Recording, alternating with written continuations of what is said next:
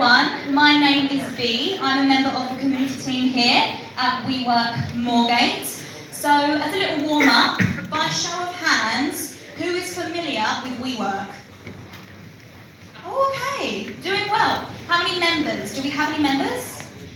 Well, we've got some members in the back. Awesome, cool. So, for those of you who don't know, WeWork is not just a really cool, trendy workspace for you to come and have a free beer with your colleagues. It's actually a platform for creators. So we see ourselves as a place where people can come, whether it be individuals from different backgrounds or companies from various industries, and they form a collective community where they can share skill sets, talents, and business.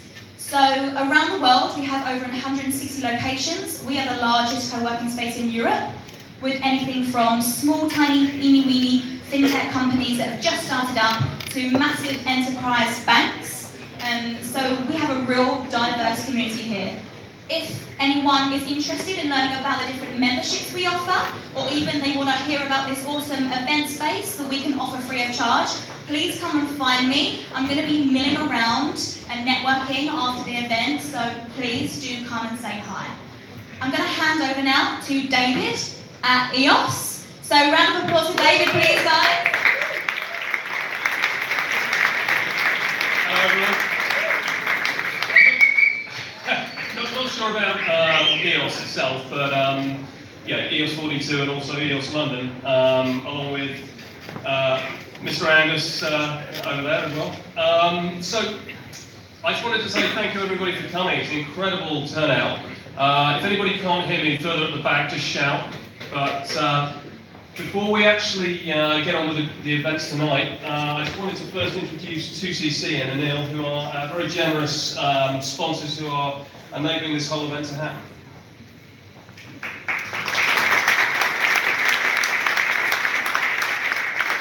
First of all, welcome. Thank you for coming to this great event. There's going to be some great speakers here today, so I'm sure you'll get a lot out of this.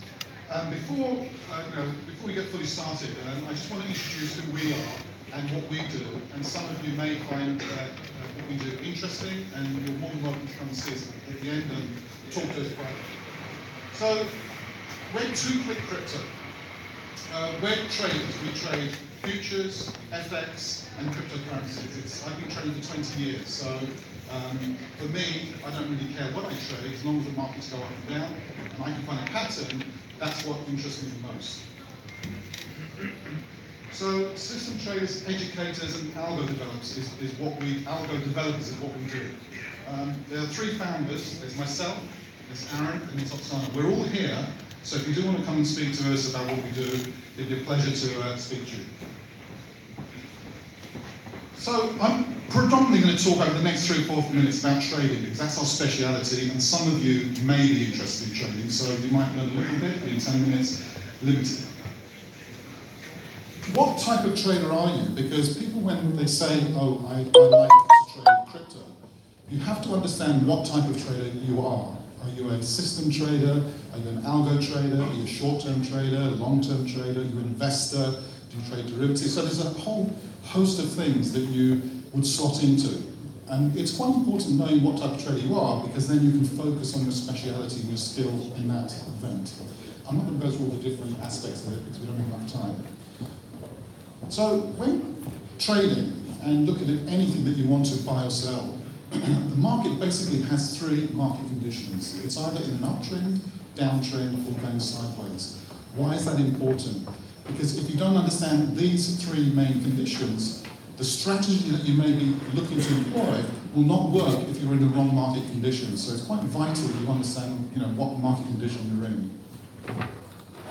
And to identify market conditions, brokers tend to have charting packages where they'll have the traditional indicators, moving averages, oscillators, and various other things that help individuals to determine, right, is the market going up or down? And that's kind of the preoccupation of the trader. And there are many, many different types of tools you can use, moving averages, oscillators, and there's 1,000 of them. And what tends to happen is that most of the time, they don't work. They'll work some of the time, and they won't, and they will, and they won't. And that's what frustrates traders who don't have a specific a rule-based strategy. So once they've tried all these types of indicators and don't necessarily succeed that well, they'll go to look for something that can do it for them. And robots is something that's very, very common, particularly in the crypto space. And my personal view is they don't necessarily work, because although robots are clever, they're rule-based, but they can't understand the market condition of right now. Okay, so they're smart, but they're pretty dumb as well. And after they've traded the robot and it hasn't been that successful, they may then go on to sort of system trading, which is, system trading is where you have a rule-based strategy that says, when the market's doing this and that, I buy, when it's doing this, that, and the other, I sell. So having a strict rule-based strategy is better than guessing. And by the way, guessing is not a good trading strategy. So in my years of sort of trading, I've kind of discovered that robots don't necessarily work by themselves, and system trading has its drawbacks because it requires a lot of research and sort of analysis and what have you, and that can cause a mixture of results, basically. So I've come up with a kind of an idea that if I combine robots with system trading, I call this augmented intelligence. This is where we utilize the intelligence of a robot, AI, machine learning, to do the grunt work for us.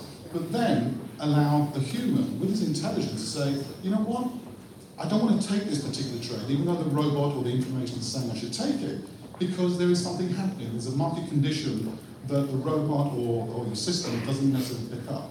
So we've kind of combined them and tried to develop something that allows people to take advantage of the brilliance of machine learning and the brilliance actually of the human brain. And it's combining the two that can give, I believe, better results.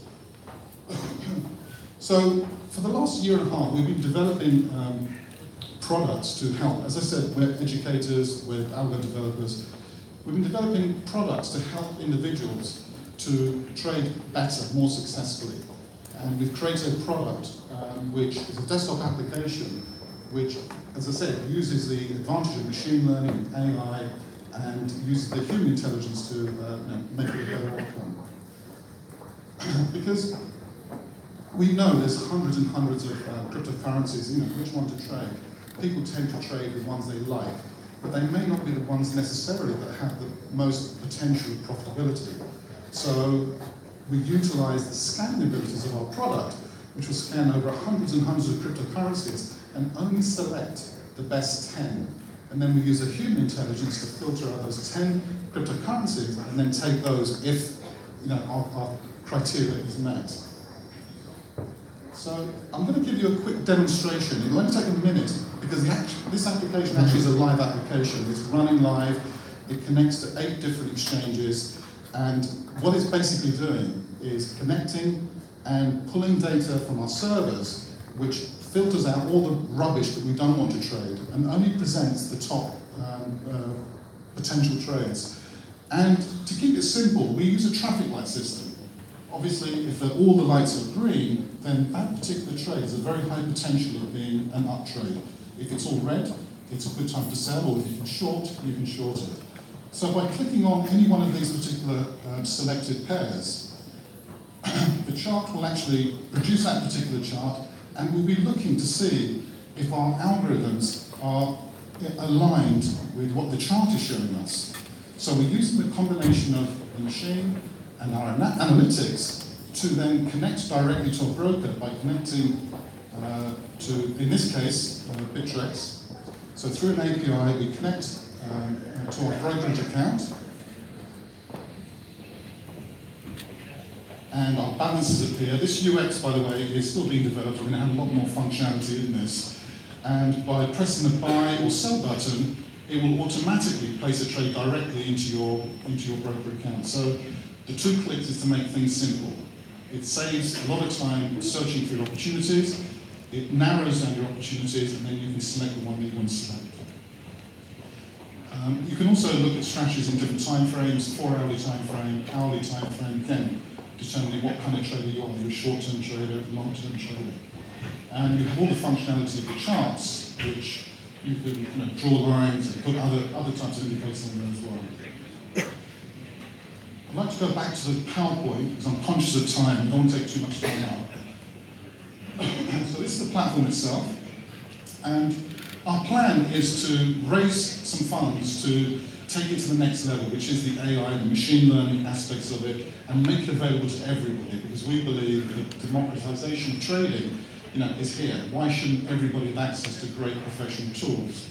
So we developed the product, we have a proof of concept, which you see, and we have the plans to take it further. We're going to do a private sale to raise some funds to take it to the next points. And the additional parts of the product we're going to add at a later stage is the ability to drag and drop your own strategies. So there'll be a whole list of strategies you can use, and you can drop and drag and test through a backtesting engine and get some sort of output. If it's a positive output, then you can deploy that particular strategy and you can sell it on to other community members. So just some dates, we're doing a private sale. We've already raised some money and we're looking for more money. The pre-ICO will be in 21st of June. The ICO itself, the launch of the token, will be in September. And if you have an interest in this, please come to our website, register, have a look, or contact us.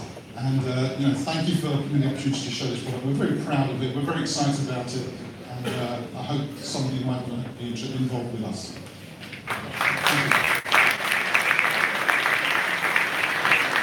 Thank you, Neil.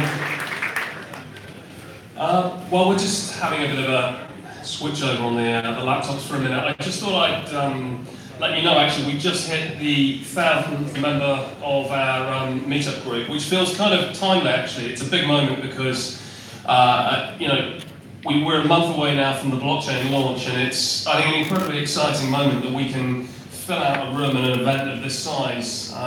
It seems like, yesterday for me, certainly, that we had 70, 80 people in a small room, and now the community's getting so big, the interest is starting to get so huge. But as well tonight, we've got people who've come to present from the US, from Japan, from China, from Italy as well, and we've got block producer candidates as well. You're going to certainly start hearing a lot more as token holders with voting about block producer candidates and what they can do for the community. And having votes is therefore an inherent way that the network is going to function effectively. And so again, we've got block producer candidates that have come from the likes of Norway, from Ireland as well, and from Sweden as well. So it's fantastic that everybody's come together for this event. And so, otherwise, first up we have Paolo Ardoino, if I pronounce that issue correct, the CTO of Bitfinex. Hello guys, nice to meet you.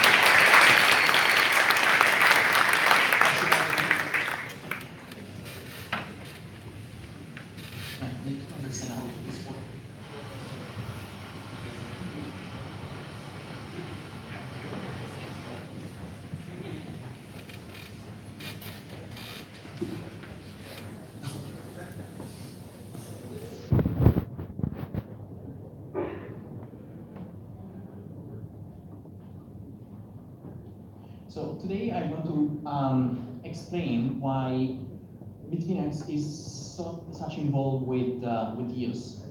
We let's see. Okay. Right. So we started supporting EOS since 2017, so last year, really early last year.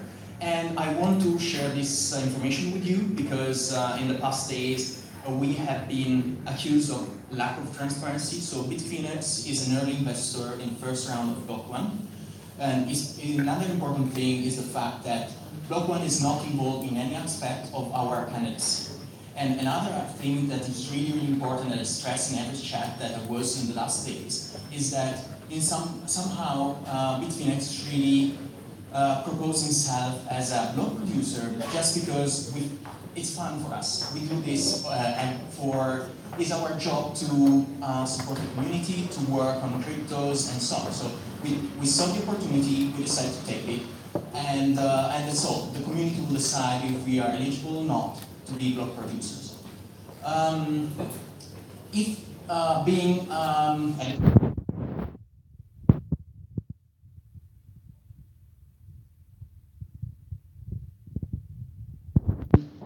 but you have to know that all our investors, so after the hack in 2016, we got a lot of investors, and every single investor is really a supporter of EOS. They are amazed by the opportunity of participating into this new adventure.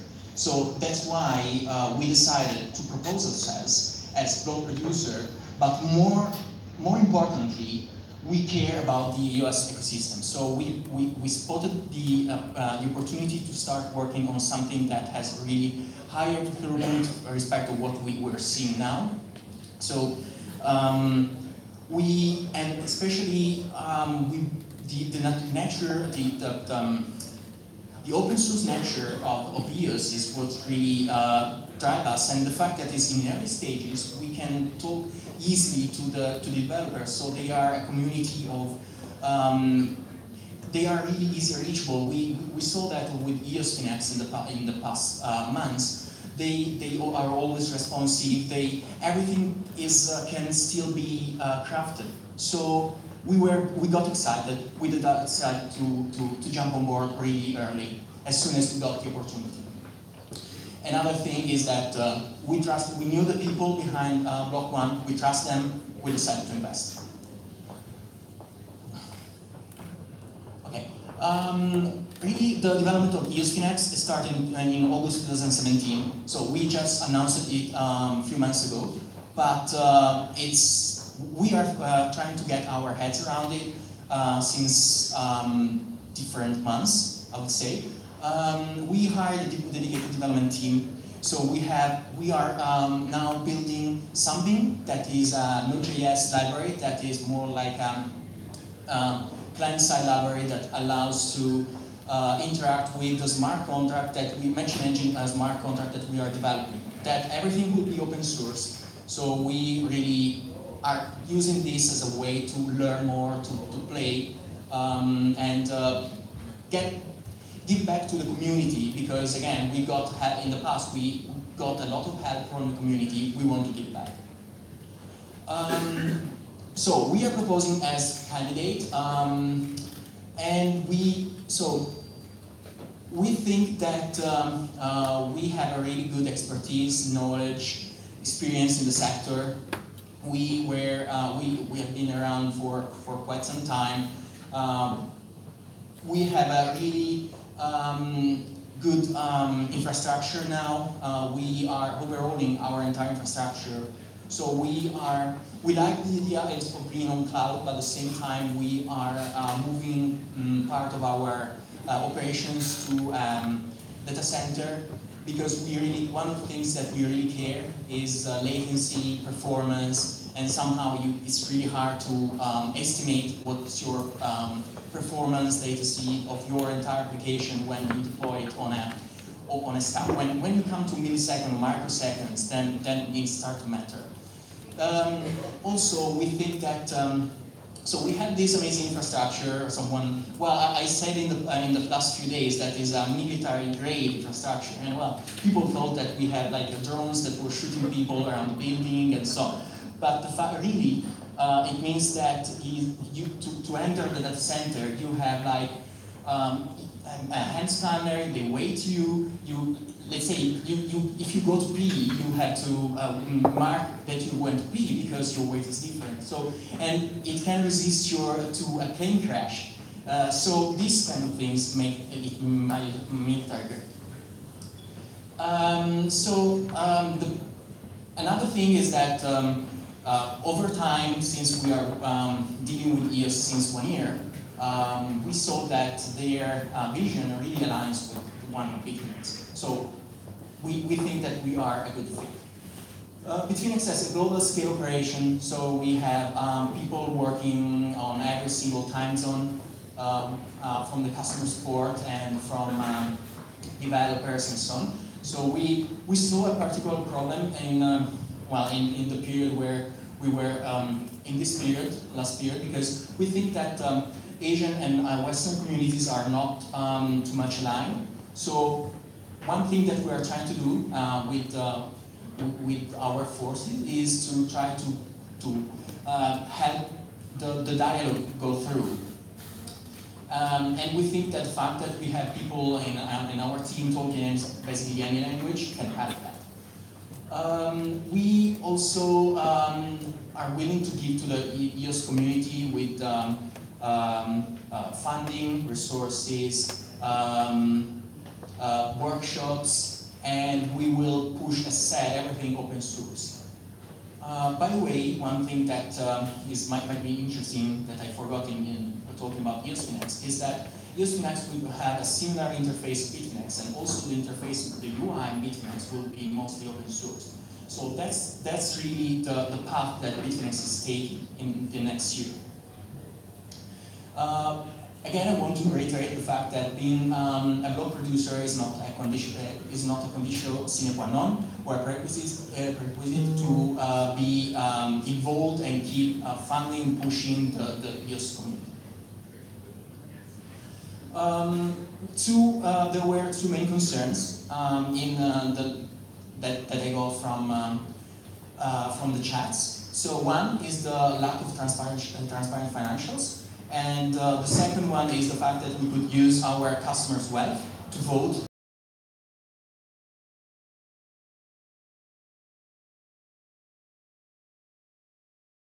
Is that anyone in this room can present me a good auditor that can audit our numbers, because every time we try, well, we try a lot of times, and even if they found that we don't have anything to hide, the fact is finding that we don't have anything to hide and telling publicly when, in December, there was a lot of heat against us, it's a different thing. So no one will ever sign off our bank balances and our crypto balances, because just they don't want to lose their faces. We have dozens of cryptocurrencies, and you have to rely on an old world auditing firm that most of the time don't understand how our entire space works. So this is the real problem.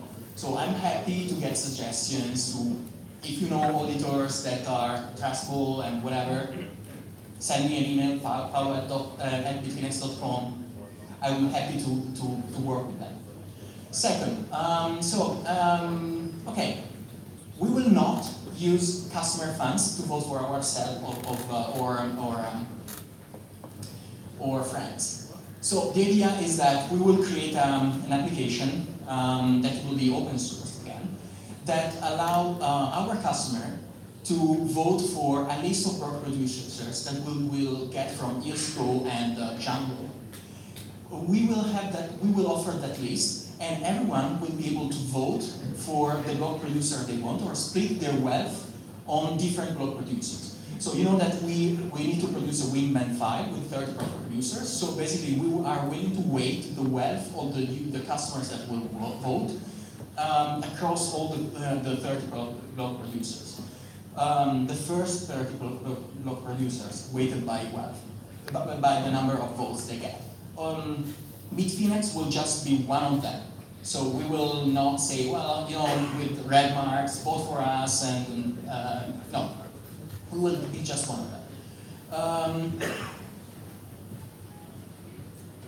We are working on this voting tool.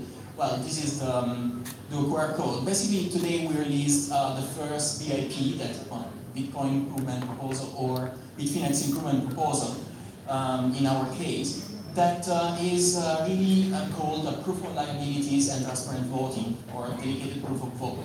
So it's basically, we are willing to create a Merkle tree where we will a public Merkle tree where every single user will be split in different buckets. So you will, from the outside, no one can identify the wealth of every single user. So everything will be randomized.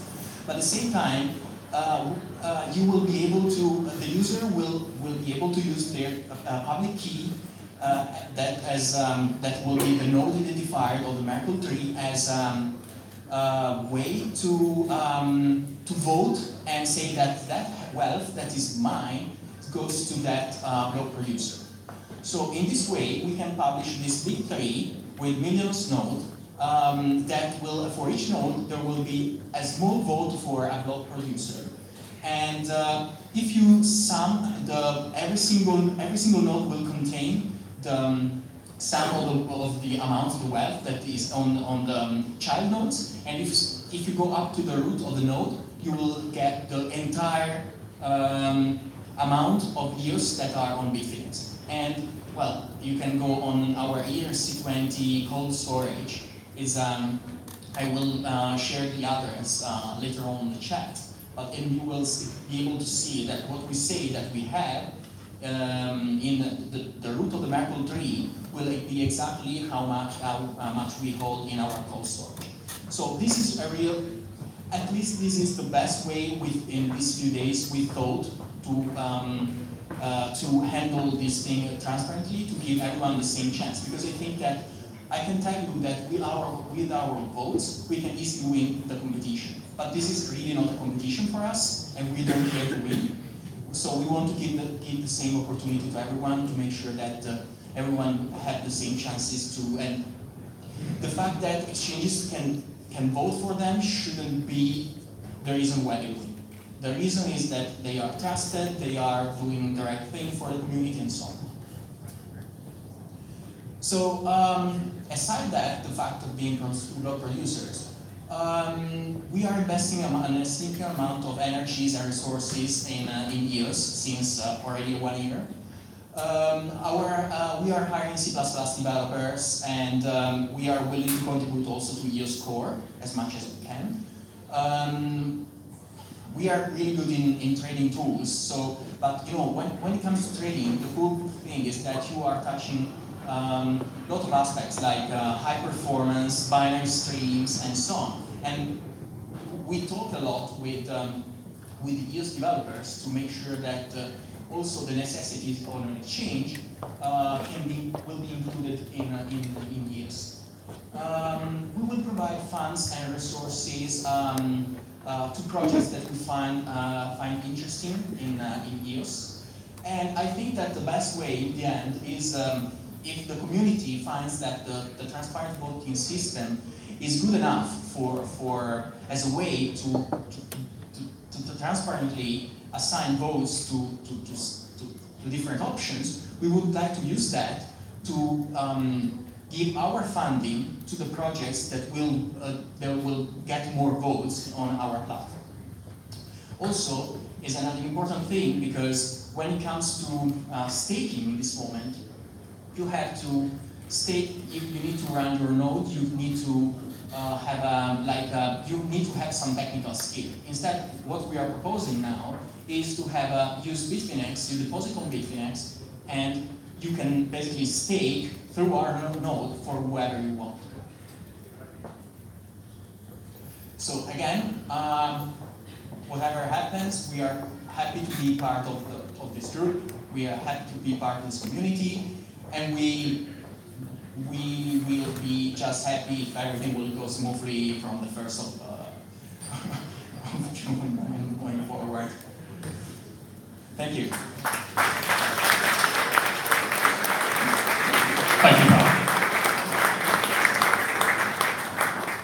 I will say, actually, ever since Bitfinex announced their candidacy, they've been incredibly transparent from the moment they announced, and Paolo has actually been great being involved on the Block Pros channel and actually fielding questions from the community, and I think that's a really great credit to you guys for what you're putting in at this stage. I think also any solution that enables token holders to vote with some sort of provable way that you're actually showing some sort of guarantees as well about how those votes are being placed, etc., is also really interesting. So thank you.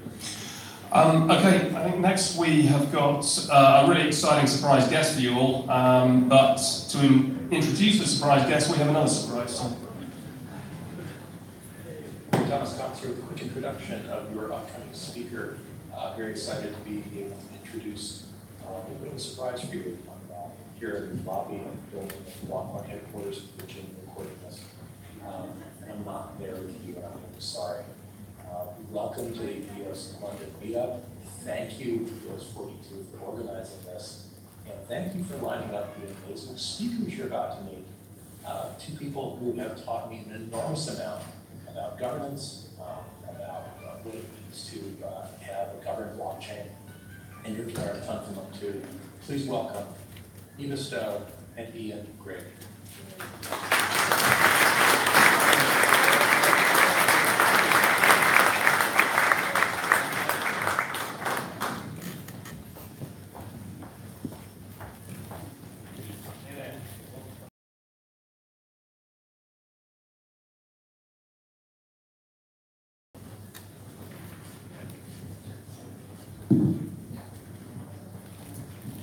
Welcome. There we go. Sound.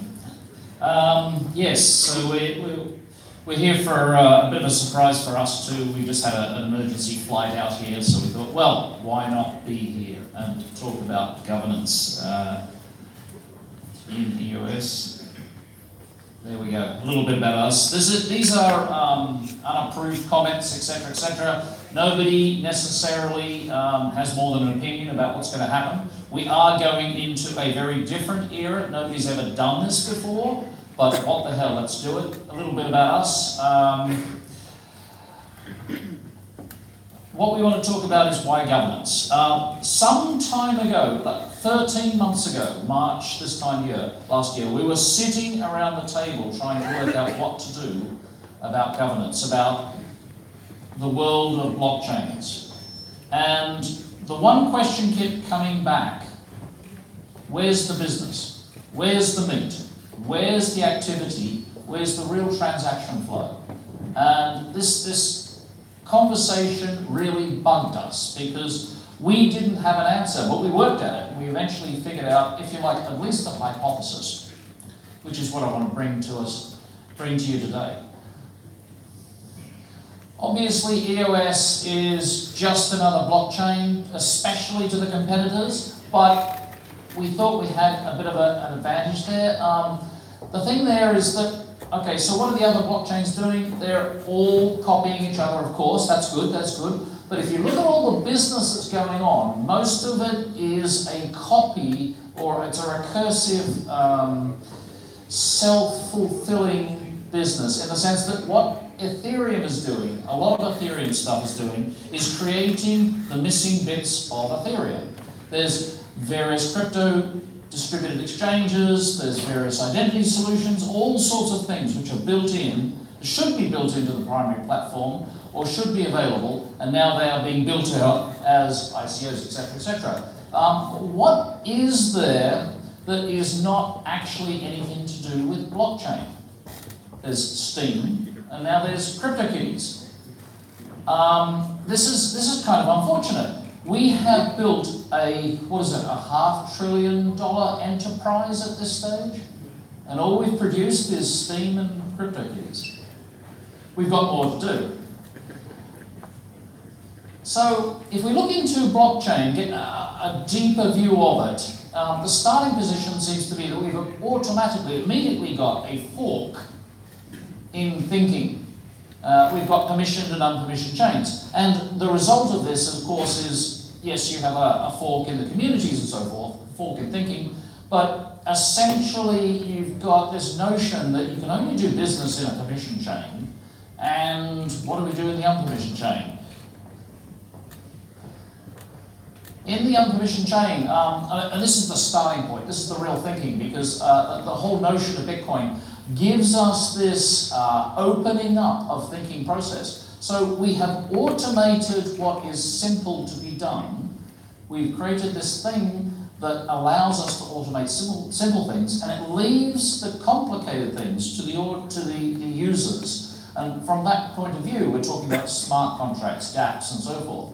But it's also a bit of a Wild West. It's anarchical. There are no rules of what happens in the social sphere, or the trading sphere, the business sphere, of how things go on in the Bitcoin style of blockchain. And consequently, we get a lot of disasters. We get these black swans, a whole list of events which have happened, which have stolen a lot of money. Now, some people say that's how the system works, and therefore we should accept that. But other people say that's actually not a good idea. And specifically, the entrepreneur, the business, maybe you guys here, who here considers themselves to be an entrepreneur? Quite a lot. Your problem, I think, is that you're going to spend, say, 3 to 24 months. You're going to invest a lot of cash. You're going to put down development operations. You're going to employ a lot of people. And then at some point, one of these black swans is going to hit you, and you're going to lose everything. That's the downside. That would keep you awake at night. So why, in that sort of circumstance, for Bitcoin, Ethereum, and so forth, why would you invest your life savings in a business on blockchain? And I think that is the fundamental problem that we're trying to fix with EOS. So, in essence, if you like, what we're trying to say is EOS is going to build a blockchain. EOSIO, the software company, Block.1, is going to build a blockchain for the business, which means we're going to build a blockchain in which we can solve the really massive disasters. So how do we do that? If you look at the permissioned blockchains can solve these disasters. There will be disasters in all sorts of software systems. If there's one thing we know how to do after, 50, 60 years of writing software, we know how to write buggy software. There are going to be collapses. Permissioned blockchains allow that to be sorted out because we only have a certain number of players, we vetted them, and everybody backs off when there's a problem. But the problem is that having created that notion of a certain set of players, we call this a walled garden, only a certain number of people come into the walled garden. Therefore, we have the problem that whoever lets these people in is in control of the space. And he who controls also extracts, so the costs rise. The costs rise, and eventually the small players are excluded. They can't afford the cost. It's not explicit, it's not deliberate exclusion, but the result is always the same. Compliance, costs, and so forth cause the small players to be excluded, and then the problem is that a bit later on, the economy inside the walled garden stagnates because the small players are where the innovation comes from. So we have this problem that the walled garden is that situation. It's got a set of rules, we like that. We need some sense of how things are going. We need a method for applying those rules, they'll figure that out. And we need consequences. You can be kicked out of a walled garden. But it's got that gate and the gatekeeper, which raises fees and causes problems. Eventually it becomes, if you like, a super controlled space. You can call it indolence and corruption, or you could just call it a regulated sphere. So what we're proposing in EOS is a hybrid, a third space. We're saying that, yes, we'll keep the rules of behavior, we'll keep the human governance, the human rules around, but we'll still allow the free entry. And how do we do that? How do we do governance?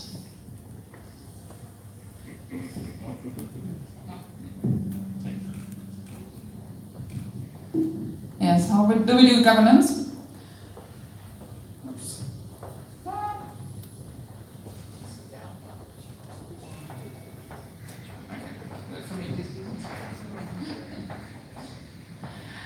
Okay, I think most of you have heard about block producers now. You have some idea. We have those 21 block producers, and they are lined up and everything, so that's what probably most of you have heard about. The very important part here is that they are controlled by the community. If you just take 21 people and they stay there all the time, we cannot rely on them. So it's important that everybody else gets a chance to get in there. And this is the reason why this system works. So that if those 21 do crap or do something bad, all the community steps in and says, well, okay, this is bad, we have a better or another candidate, and this candidate is chosen. So we don't only have block producers, we have a community, and this community is crucial for this approach.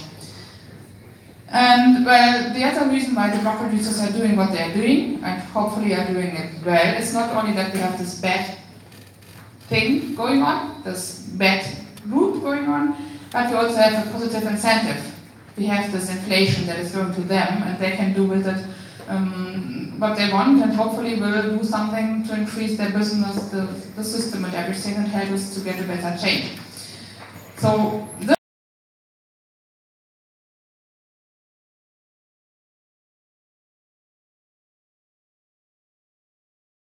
are the relevant parts here, and we together form the referendum, because everybody can join the referendum, which is a group of those who vote for the block producers, but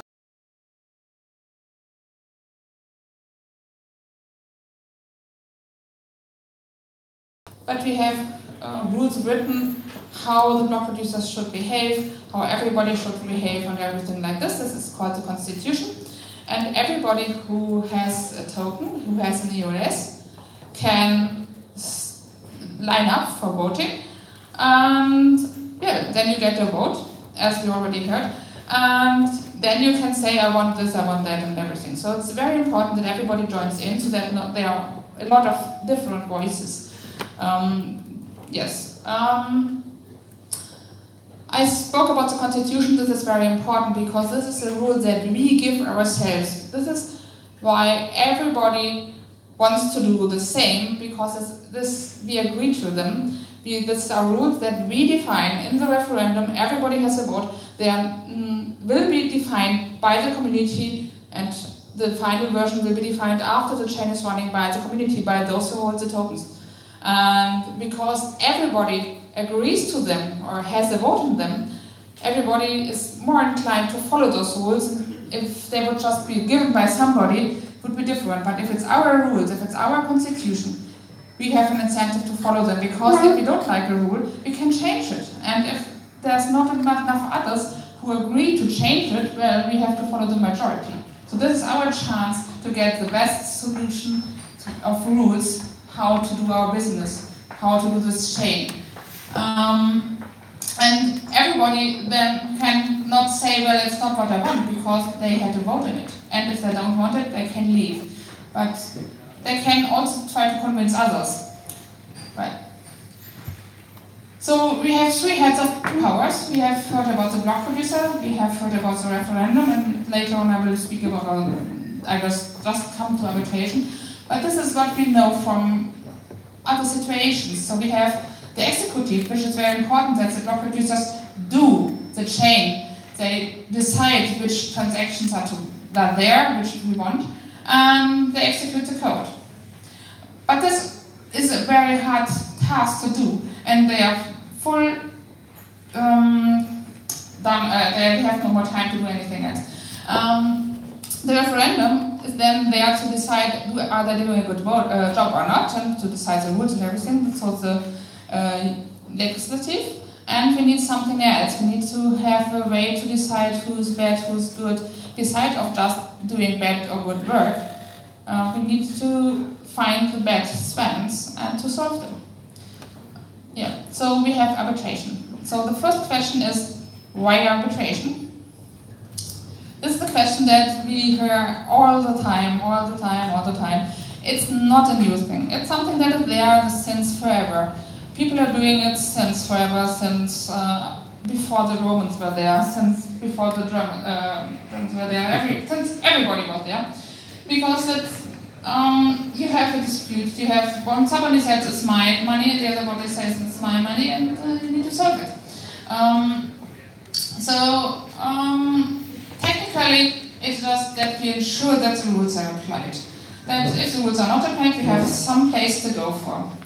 But we also decide about staff, we decide about the day, we decide about, well, if you are really doing bad, and we don't want those, as we heard before, we don't want the thieves, we don't want the bandits, we want to have good players, so that the businesses come here, so that it's safe for them. So we need a way to expel those who are not to be there, because they are hurting everybody else, and their own goal is more important for them than the goal of everybody else, in a manner that they are up there to harm others. And this is not what we want.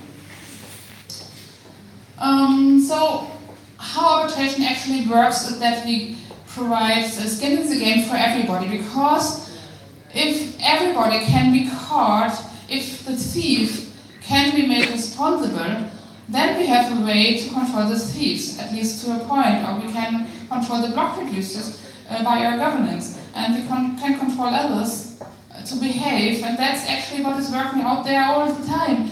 What is working in the real world, what's working in the real business. There's products everywhere, there's reputation everywhere, that's how people are made responsible, and they feel this responsibility, and only if you have this feeling, if you know that somebody can come and drag you and make you responsible, you will follow the rules. Others will do it, or most people will do it anyway, but those who consider to do something bad possibly will not do so if there is a way to follow them up. So everybody has skin in the game, regardless of what they stake. And this is there to protect everyone. And it's also to protect those who are accused, because it's not a mob who's acting. That's the first alternative that we would have to an arbitrator. That, well, everybody points to the bad person or the bad player or the possibly bad player, but maybe it just was a mistake, maybe it just was a bug and there was no bad intention and they would do anything to resolve it, to provide the money back, to do anything. Or there even was not the person who was acting, it was somebody else who was acting. So killing by the mob is not what is a good solution. So we have a due process.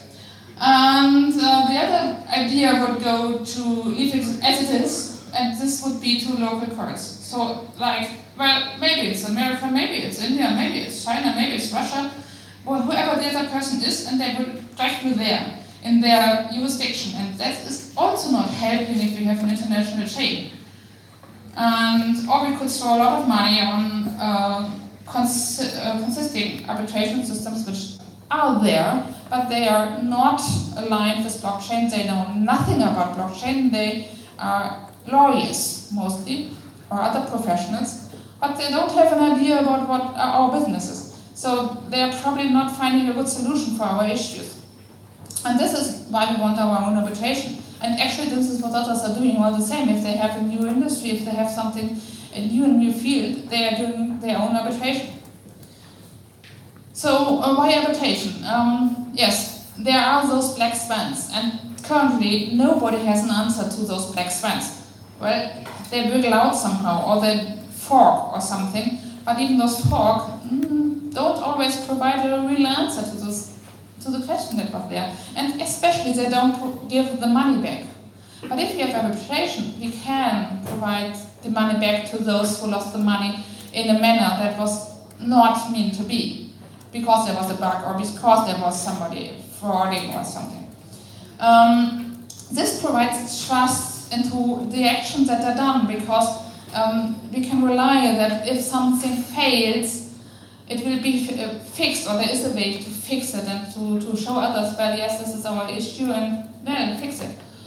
And this will provide to a win-win situation for everybody, because we now have a manner to enter into businesses that we didn't have before, because we have reliable businesses.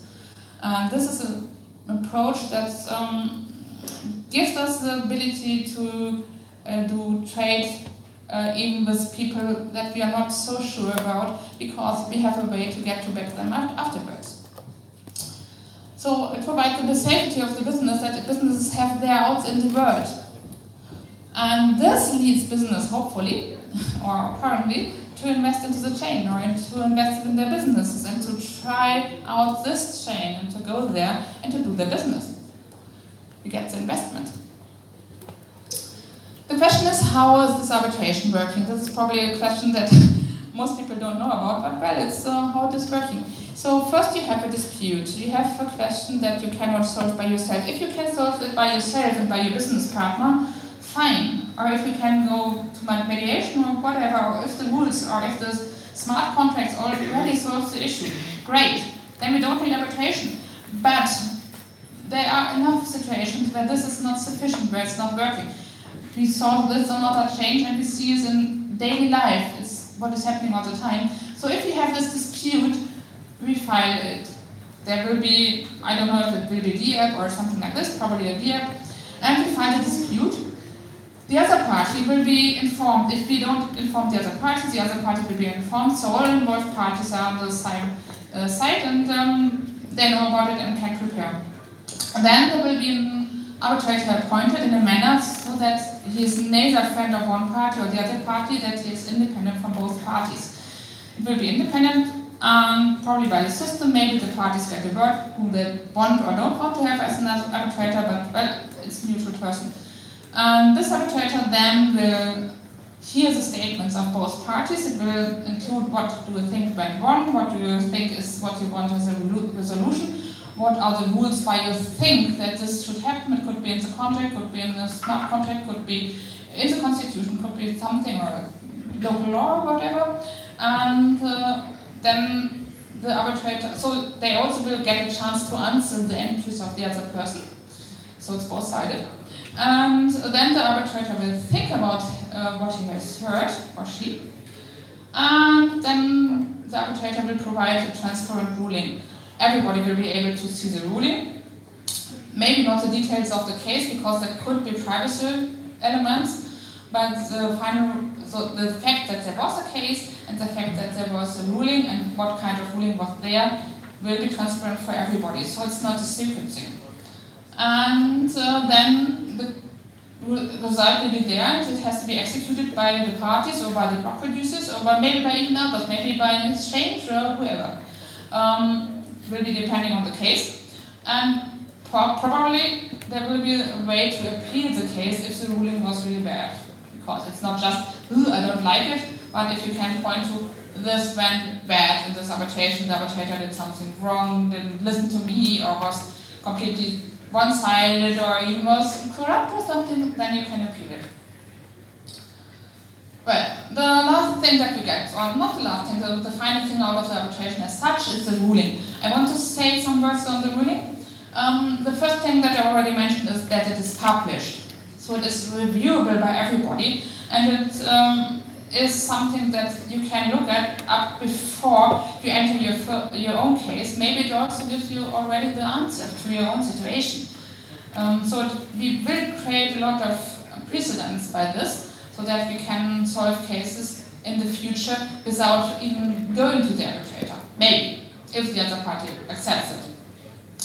And it will include a summary of the facts that the arbitrator found, which is very important, so that we can see why did the arbitrator think that this is the result that is needed, and what did she consider, what is the basis of the ruling. And also then you can compare your own situation to this. Are you in the same place that they were, or is it different place? So you don't see just the result, you just see what was the starting point for the thoughts of the arbitrator. Then the logic of the rules that are applied, so there probably are a lot of rules depending on the specific contract or the specific smart contract that was used.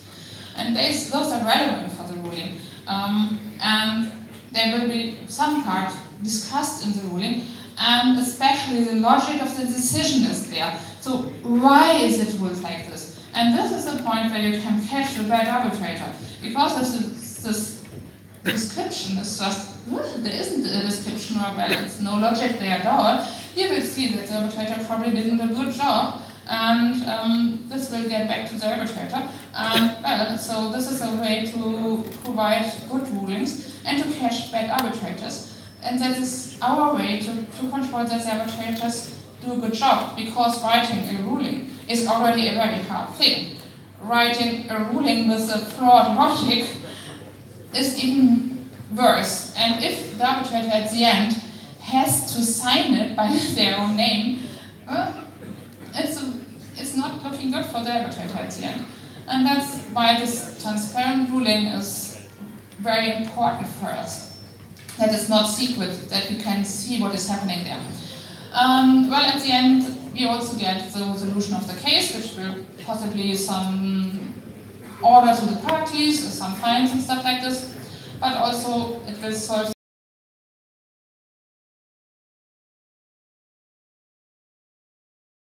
Well, all in all, the very important part here is independence. The independence of all involved in the chain. The independence of the block producers. We probably already know about that. But also the independence of the arbitrators, which is crucial for every case. So there probably shouldn't be block producers or anybody related to any other big players. And, which is also very important, it would be very good if we get a lot of independent voters, because they are those who select the block producers, also some way the group of the basis of the arbitrators, not the arbitrator for every specific case, but who can be an arbitrator to begin with. And also our rules, the constitution, they are all defined by the voters, and we need independent voters.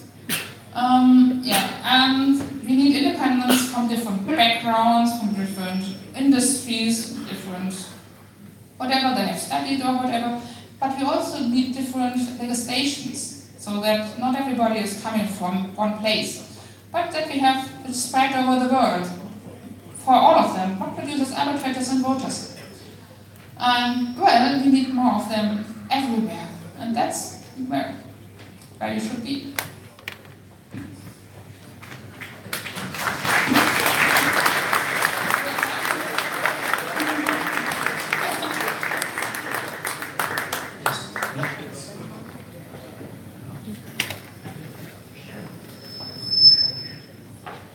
EOSYS, question on the arbitrators. How are they incentivized?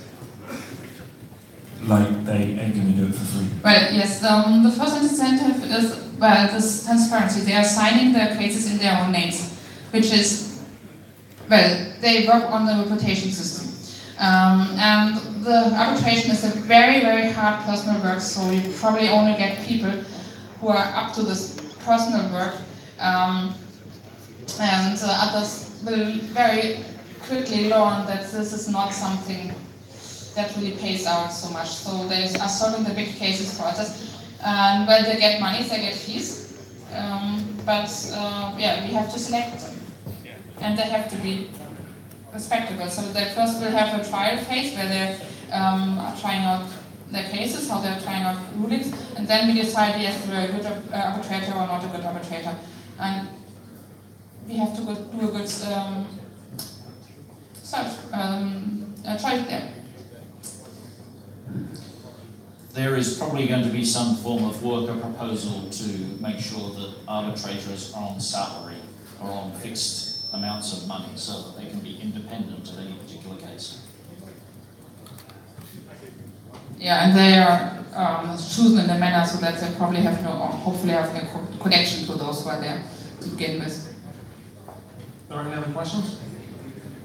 Oh, so what we're going to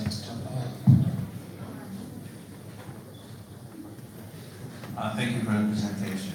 Hopefully the slides will be made available. But the question here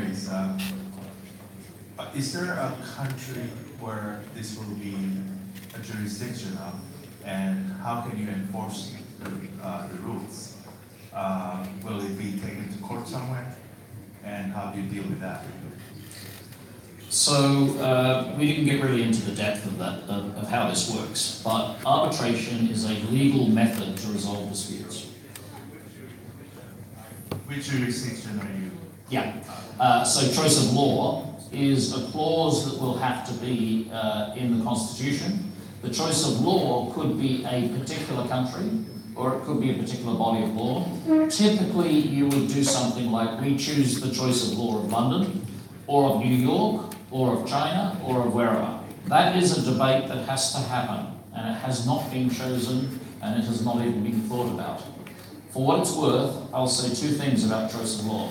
One is, everybody thinks their law is better than the next guy's. And they can't all be right. Secondly, our experience, we did all this sort of stuff in a group called CA-CERT, and it ran successfully for 10 years. Our experience was that the choice of law that we had worked extremely well because we had almost nobody in that place. That place was New South Wales, Australia, the ends of the earth. We had 3 people there out of 20,000. And therefore, it didn't matter. There was no bias, there was no home advantage, no team advantage. So I would advise you to look for somewhere where we aren't. Well, I was an arbitrator in this situation, and another element that I can say is that it really doesn't matter so much, because most of what is relevant in situations is defined in the context that you are doing, because this is what is relevant for you, and everything else is mostly somehow done in a comparable manner in a lot of countries. So the general idea of law is more or less the same, and the details you define in your context usually. And another thing is when arbitration is accepted by, I don't know, most of the countries. There are very few who don't accept the International Arbitration Act. This Arbitration Act says, if you agree to an arbitration, and everybody here agrees to the Constitution, and by this agrees to our arbitration clause in the Constitution, if everybody agrees we are contracted into arbitration, and if you are contracted into arbitration, you go to arbitration first, and only if you can afterwards show that this arbitration was done in a manner that is unacceptable, then you can go to a court. If you cannot show this, you have to deal with arbitration. I'm going to ask probably the final question before we have to move on. Mine was about the extent to which arbitration is actually applicable and enforced within EOS, because I've seen some varying views about it could be anything from the go-to for reversing of various transactions down to something more purist about just, say, enforcement of block producer behaviour. And I was wondering if you had thoughts on that. Arbitration is a method at law, so it is enforceable. The arbitration ruling can be taken into courts around the world and enforced. Most of the time that will never happen. Most of the time everybody is a good actor and will follow the rules and will want to maintain their position in the community. When it comes down to it, enforcement is the sort of thing that will be primarily pushed to the parties. If the parties don't do it themselves, then there might be the block producers get involved, etc., etc. What was the second part of your question? Oh, the kind of cases, yeah. So in practice, the cases, we expect cases, for example, of theft. We expect cases of problems to do with the software blowing up, as it does, because it has bugs. But you will find that actually there are a whole bunch of issues on but we'll get a whole range of it, and therefore your arbitrator has to be somebody who's very broad, wise, has good judgment, can sit back and think carefully about what's going on. As an example, in CSO, I think we have about 600 cases or something, I don't know. In CSO, 600 cases or something. In advance, there were also those sort of kind of cases you would have, and more or less 5 kinds of cases were even mentioned in our dispute resolution policy.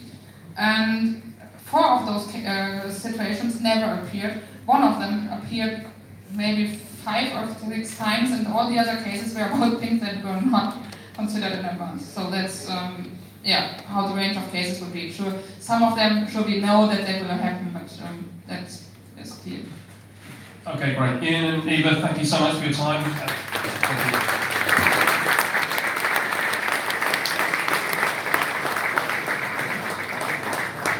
Okay, so next up we have the CEO of Worbli, which is a financial services platform.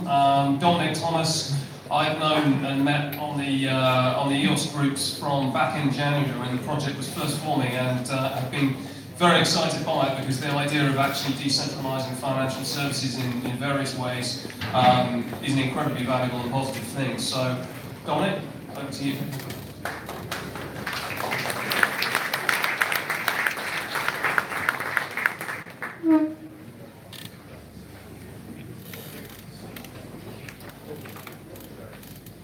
Hello. Domenic Thomas, CEO of Worbli. I just want to thank EOS London for putting on the event and inviting us out here. It's a great experience for us. We've kind of been working for the last 4 months in our little whole kind of getting everything together. So it's nice to sort of come public with the project, and hopefully you guys will be excited about what we're doing. It's interesting talking about governance and EOS and all the different things that the community is thinking about, which I think are excellent.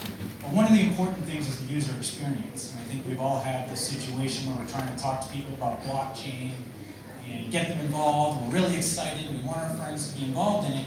However, it's a pretty onerous process at this point. You know, trying to explain to someone who doesn't know anything about this technology, it's difficult.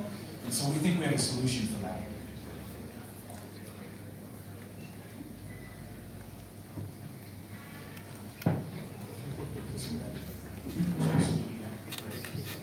There's supposed to be video.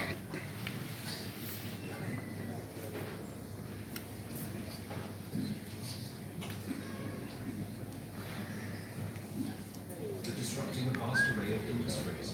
Your industry could be next, and not all businesses are going to be able to adapt. Is your business ready? You may have good developers. You may even have a killer app up your sleeve. But blockchain solutions require infrastructure, and lots of it. Costs can quickly get out of hand, and that just for testing. How about your users? Converting fiat to crypto, dealing with exchanges, managing wallets and private keys. Each step they take on the path to your solution is riddled with risks and complexity. Users need simplicity and ease of use. Worbli has you covered. An enterprise blockchain platform that seamlessly brings together users, developers, and businesses. Worbli provides a fully programmable blockchain ecosystem for developers to build and deploy their dApps. Layers of pre-programmed functionality built on the EOS blockchain framework provide developers with a frictionless digital playground along with intuitive user interfaces. There is no need to build out mining and network infrastructure. Simply pay for computing power, data storage, and bandwidth as you need it cost-effectively, all powered with the Worbli token.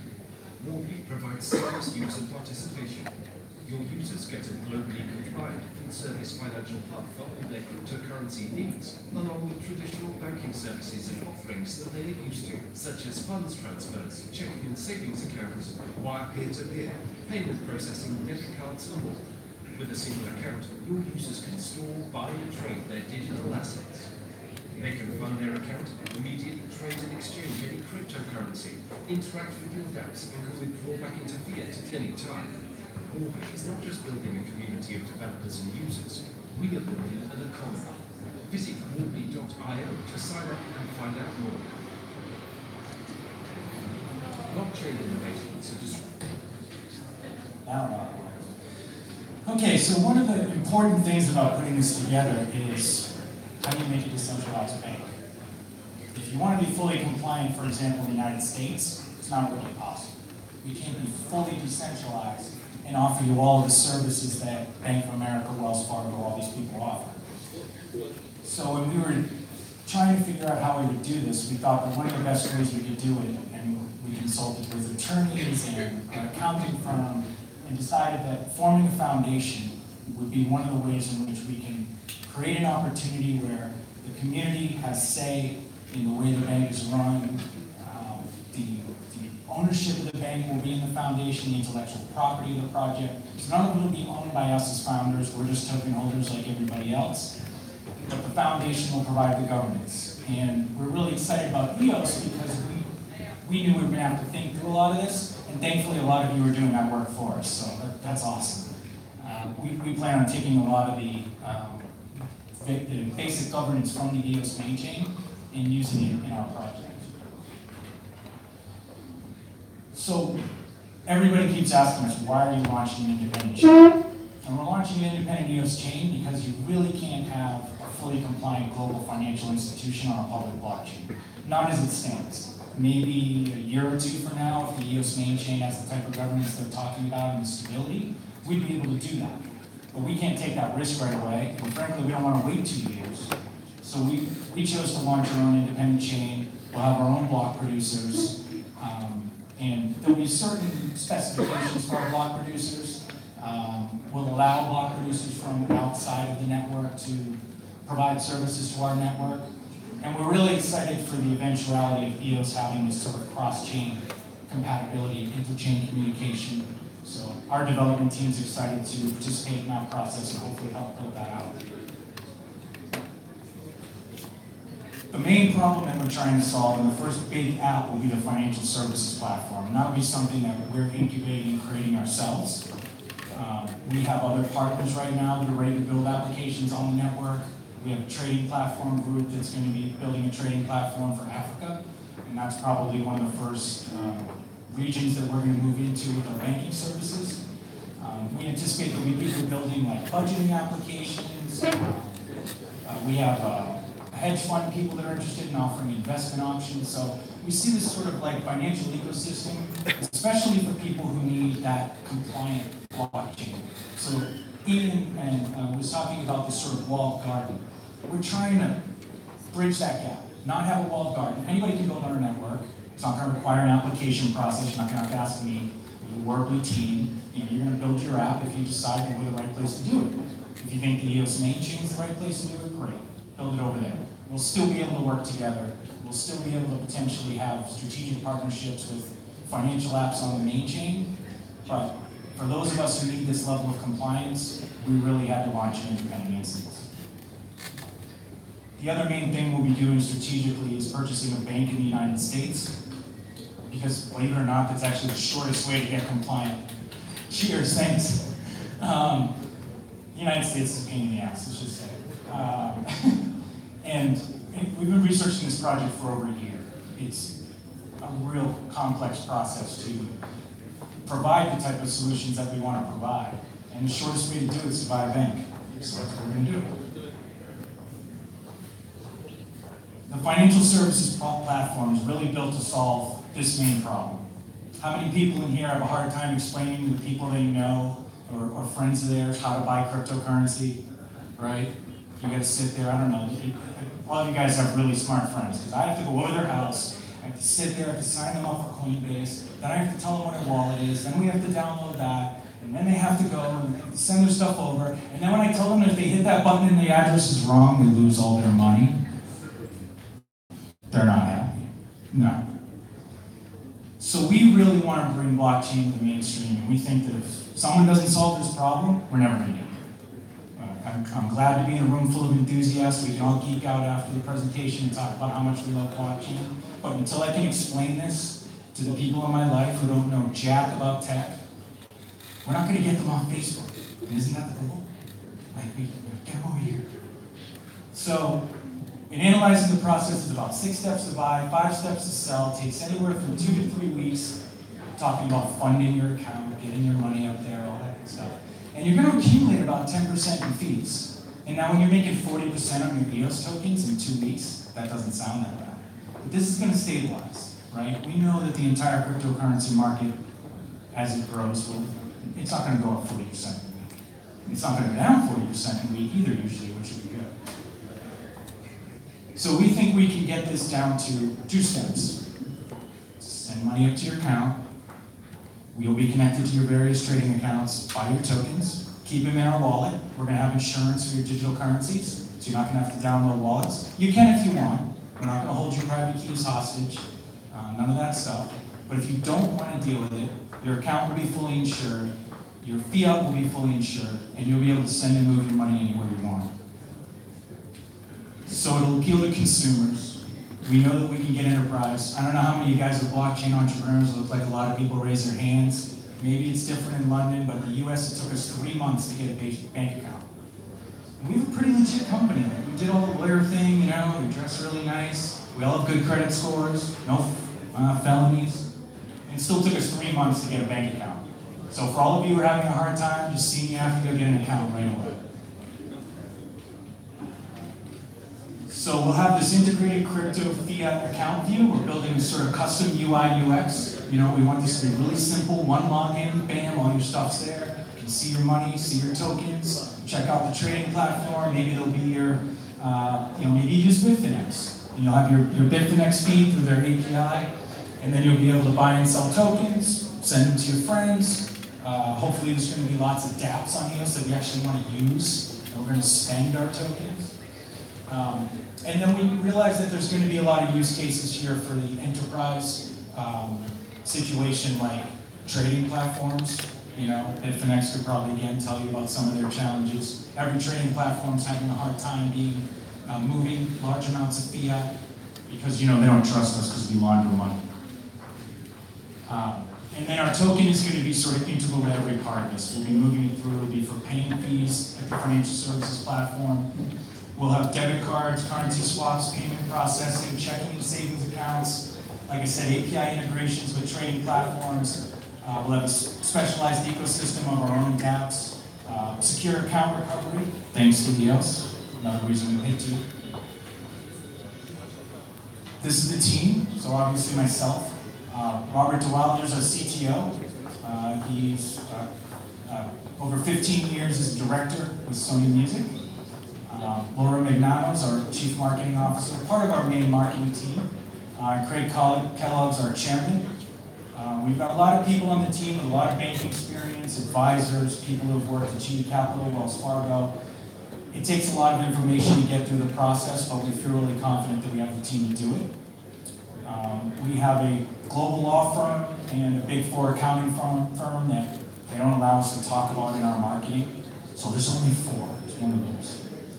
And we plan on working really tightly with the EOS main chain and the platform development. We love the EOS community. We're going to be using the software. It's going to be in our best interest to create the best experience for our users and for everyone else. And we have a really strong social mission. We've done a lot of research on the unbanked and the underbanked. We hope to really change that game. The payday lenders and all that stuff in the States is a big problem. Africa, again, a continent with extremely high mobile phone penetration, but very little access to banking. So we're really excited to hopefully solve some of these major problems in the world. So this is our token. You'll use it for transactions. It'll be the same as the EOS main chain of similar qualities. You'll use it for accessing network resources, so you'll have to stake the tokens to deploy your dApp. We'll also have leasing. Similar, we plan on using Chintai. A little shout out to Chintai Leasing. And our total supply will be about 500 million. Well, exactly 500 million, but we'll have inflation. We're announcing today that our pre-sale actually started today. So if you're interested, you can check that out. We've also put ourselves forth as a block producer. The main thing that we plan to do with a portion of our profit is to fund an open source development team. Something that we're not going to have anything to do with. We're just going to let the community decide. We're just going to give them the money, make sure the developers have the funds and resources they need, and let them build whatever the community wants. That will help the EOS main chain, that will help our chain, doesn't matter. Open source dApps. Also help with other projects, people like Scatter, people like Chintai. We want this team to be available to anybody who's building something for the EOS community. And then our block producer profits will actually go into the foundation as well. So we're not going into my pocket. They help to fund the foundation, which then helps to fund the development of our platform. And we'll also have a venture capital fund for people who want to launch private apps, entrepreneurs, and then we'll also be funding open source development on our own platform. Thank you very much.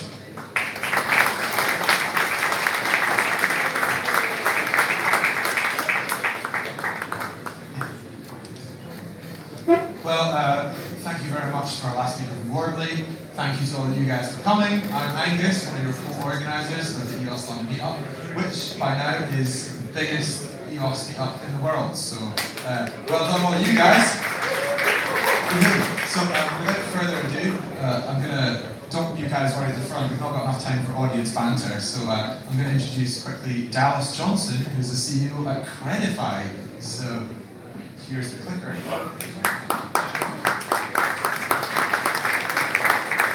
Good evening. Is everyone asleep now? I think so. Okay, what I'd like to do is kind of get a feel of where the audience is. How many people know what a blockchain is? Like really know? Don't give me bullshit. I want to know if you really know what it is. How many people actually own assets on it? That's not too bad. Okay. Now, how many people know what a smart contract is?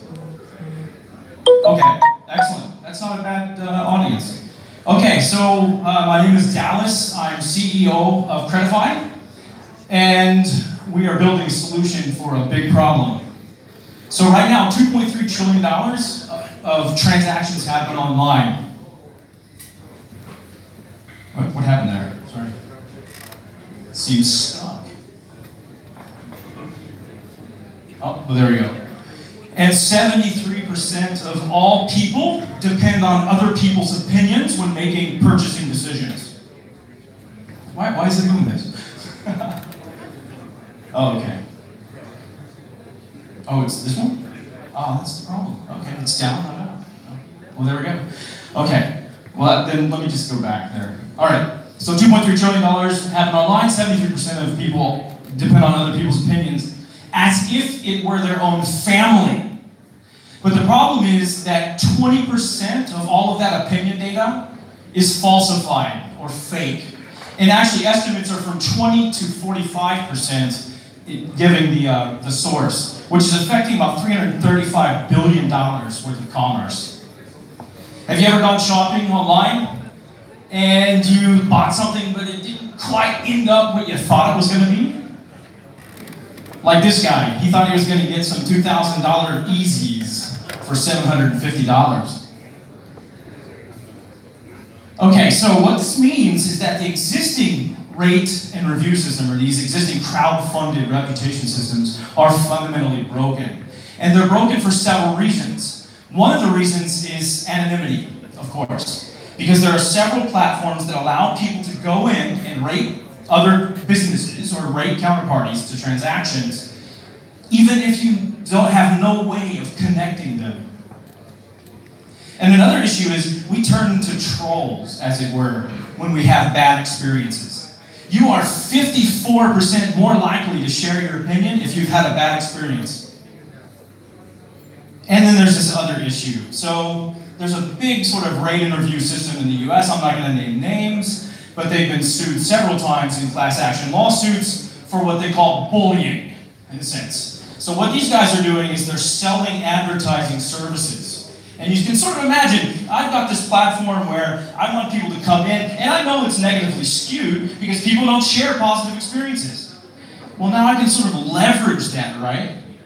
In some way. I can leverage that to get you to come and buy advertising with me so we can just sort of massage that data, make it look good for you. But there's hope. So research out of MIT by a research scientist called Della Rogas has postulated that in order to address manipulation of these systems, you need two things. And one is you need to increase, or you need to have some type of cost associated with the manipulation. And the other is that you need to encourage the participation of positive actors in the network. So this is exactly what we're doing with our blockchain solution. So we are building on EOS. And the way this works is you've got a marketplace, and you've got a client and a vendor. And you also have these additional actors who have verified histories of transaction with the vendor. And they also have strongly validated identifications through our federated ID system. And what these guys do is now they can vouch or stake something on the reputation of the vendor. So what they're saying is, you know, for example, you hire someone to come do your roof, they came, they did an excellent job, and now you believe, okay, I'm willing to take something of value and stake it on their business. I'm willing to say, this guy is going to do a good job for you, and I'm willing to put something at risk on that. And what happens is, he renders the service, and in the case of a positive result, the marketplace is going to reward the people who have taken a stake in their reputation. And in the instance that there's a negative result, the stake is burned. So I've written a 25-page technical white paper. It is purely technical. There's no marketing fluff. My background is engineering. And also we have US provisionals as well as international patents being applied right now. And the reason we've gone the patent route is purely for defensive purposes. So what we say is these existing systems of reputation have a significant problem. And one is that they're siloed, right? So you do a really good job on TripAdvisor to develop a reputation. But, you know, what about these other systems? And actually, you have a lot of these problems where you have these disparate systems where one is more focused in the US, another one is more in Europe. And you've done a good job to establish reputation on one, but then you're kind of lacking on the other, as it were. So why did we choose EOS? One, of course, everyone knows scalability is an issue with Ethereum. So right now, 20 transactions per second is the max theoretical capacity of Ethereum. But with Dawn 3.0 tested capacity, what they've said is they've been able to get it up to 2,000 transactions per second. And as they go along and get further along in the development, we're talking about up in the tens of thousands. And also there's sort of this other aspect that people who haven't done DApp development or haven't done smart contract development really don't think much about. Because to be honest, there are very few consumer-facing applications. And what happens is, you have this sort of scenario in Ethereum where when you want to interface to a smart contract, you're faced with this sort of UI experience that is total shit, right? I mean, what the fuck? Right? No one's going to use that. I'm sorry. And also, we have this other issue, right? I call it the Where's Waldo issue with regards to Solidity. So this is GitHub, and essentially what this is doing is it's listing up the top programming languages that are being, in repositories on GitHub. And where's Solidity in that list? Let's see, it's like, no, it's not on the list, in fact. So why does this matter? Well, everyone loves to hate Microsoft, right? But they are a very successful business. And they're successful because they're developer-facing.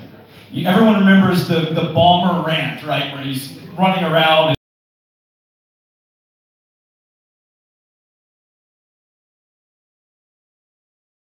on that platform. And I'm not talking picks and shovels. Everyone's building picks and shovels because everyone thinks it's a gold rush. But no one's digging, right? And that's a problem. So what we do is we're going to be going after, go-to-market strategy is to go after the on-demand services like Fiverr, TopTile, and these guys because, these are sort of high-stake businesses. A lot of people go on there and hire people tens of thousands of dollars to get them to do development. Well, how can you trust that they're going to actually deliver? You can game the rate and review system. And also, the next phase, of course, is to go after the big dog sort of e-commerce platforms. And we've actually developed a proof of concept for the Japan market specifically. I'm sorry, I didn't mention, but we're actually based out of Japan. And it's a services marketplace for handy people. So people who are providing these on-demand services for like construction and whatnot. You would be very surprised it doesn't exist in Japan, which is why we saw that as an opportunity, and also for our proof of concept integrating the Credify protocol. And one of the really cool things about developing on a smart contract platform like EOS is it gives us the ability to sort of extend our core smart contract for the token and allow marketplaces to augment it with their own reward systems. And then, my co-founder and I were thinking, okay, this is excellent. So we can get Credify onto marketplaces, but there's like a whole nother market that is just not even being represented right now by the rate and review system. And these are systems like Craigslist, or in China it's called Ubadongchang. So these are classified ad services marketplaces, right? So they're connecting people, but they're not transactional. And the problem is, I recently spent about a month and a half in Seattle. And when I went there, I actually looked on Craigslist to see if I could get some longer term sort of stay scenario. And the reality is, I had to go through at least 15 scammers before I actually found someone who had a legitimate place to stay. And the problem is, because there's just no way to know anything about them in that system, right? So, with our system, we have the ability to extend the core protocol in a very special way to allow for what we call credification on these platforms as well. So the way it works is now you've got the vendor and the client, and they're both holding a stake that matches the max potential payout in any given scenario. And how it works is we have these additional people who are randomly selected from a pool of volunteers that will come in and will witness, they will act as witnesses to the transaction. And then you have credit holders now on both sides of the equation because you don't know if this guy is actually going to pay, right? That's a problem. In these systems, a lot of times you'll run into scenarios where people, like in America, checking is a big deal. People write bad checks. They may not show up. or they use PayPal, but then they pull back the transaction, or they call their credit card company. So there's credibility needed on that side of the equation as well. And the way it works is they render the service, the witnesses come and attest, and then the payouts happen. And then in the negative scenario, the people vouching for the vendor actually have their stake slashed, and then they are responsible for paying the witnesses and the people vouching for the client side. And we have the ability to add additional witnesses, and also we have this capability to add what are called vetted specialists. So there are a lot of scenarios you can sort of imagine where these people just are not going to be able to understand sort of the nature of the transaction. Let's say that it's, you sold a car, and let's say the transmission's bad in the car. Well, the average guy's not going to really know. Okay, we'll see the busted gas did or what. They have no idea. So what we have is the ability for people who are licensed to come in and be vetted, and then you can actually hire them to come in as witnesses. So the way we make money is that you have vouchers, vouching on marketplaces for vendors, marketplaces purchasing cred from us, or our token, and then issuing that through the reward system. And this is sort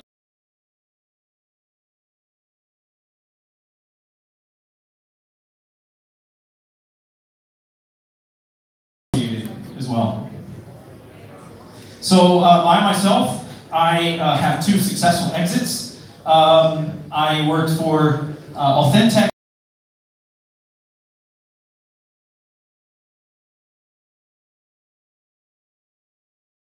ID sensor on your Apple iPhone, but essentially that was our technology.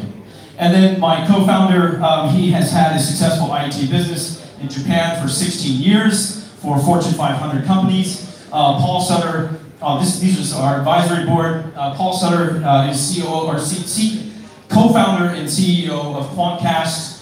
They do about $400 million in turnover with about 54% profit margins. Samuel wrote a seminal paper on smart contract and law.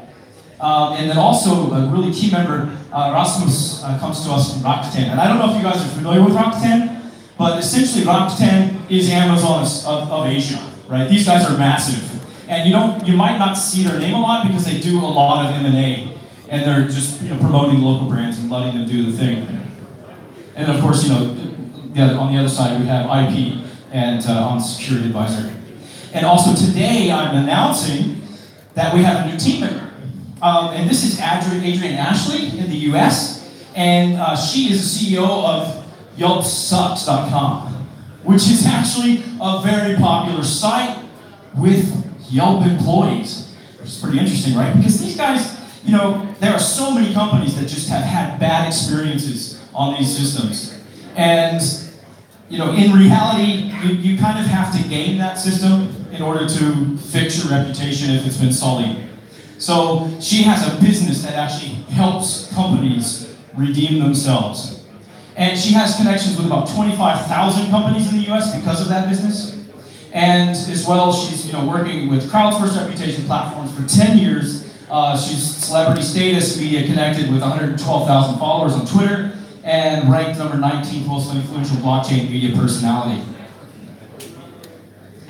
And then also, we have developed a registration referral app because for this system to be secure, we need people, of course. And we need people out there, we need people vouching for each other, we need people expressing their opinions about the credibility of the counterparty. And so we have a several-phased approach to its release. And something very special for today, which actually just wasn't updated, but it's okay. Yeah, that wasn't the, it's good. It's okay. Just come up to me afterwards, I'll let you scan my QR code and you can get, so what we're doing is in the early phase, we're not letting everyone register. We're only letting top influencers register, but I set it up actually to where we have a special registration for EOS London event. So if you're interested, come up to me afterwards, I'll let you scan. And then sort of this is the 1-year roadmap. It's a lot of detail, I'll skip it because you guys are tired. We're doing angel seed round for 500K, pre-token sale for 3 million, and then targeting 30 million for the token sale itself. And then, yeah, see, this is not the presentation. I just skipped this. Anyway, thank you.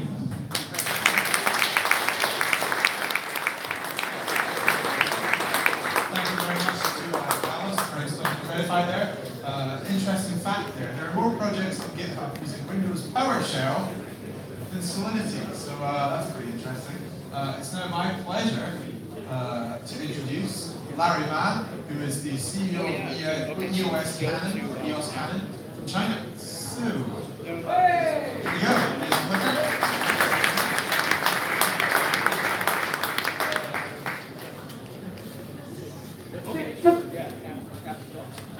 Thanks to the hospitality of the EOS 42, and it's a great pleasure to speak to you today about the EOS Cannon and China in general.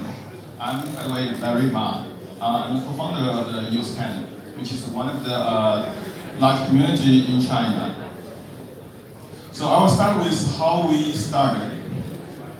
So EOS Cannon was founded at a very specific circumstance last year, September, when the market is dropping in China, and someone from our group, they come up with a very famous advertising slogan, Cannon, delighting you always, which is from our camera.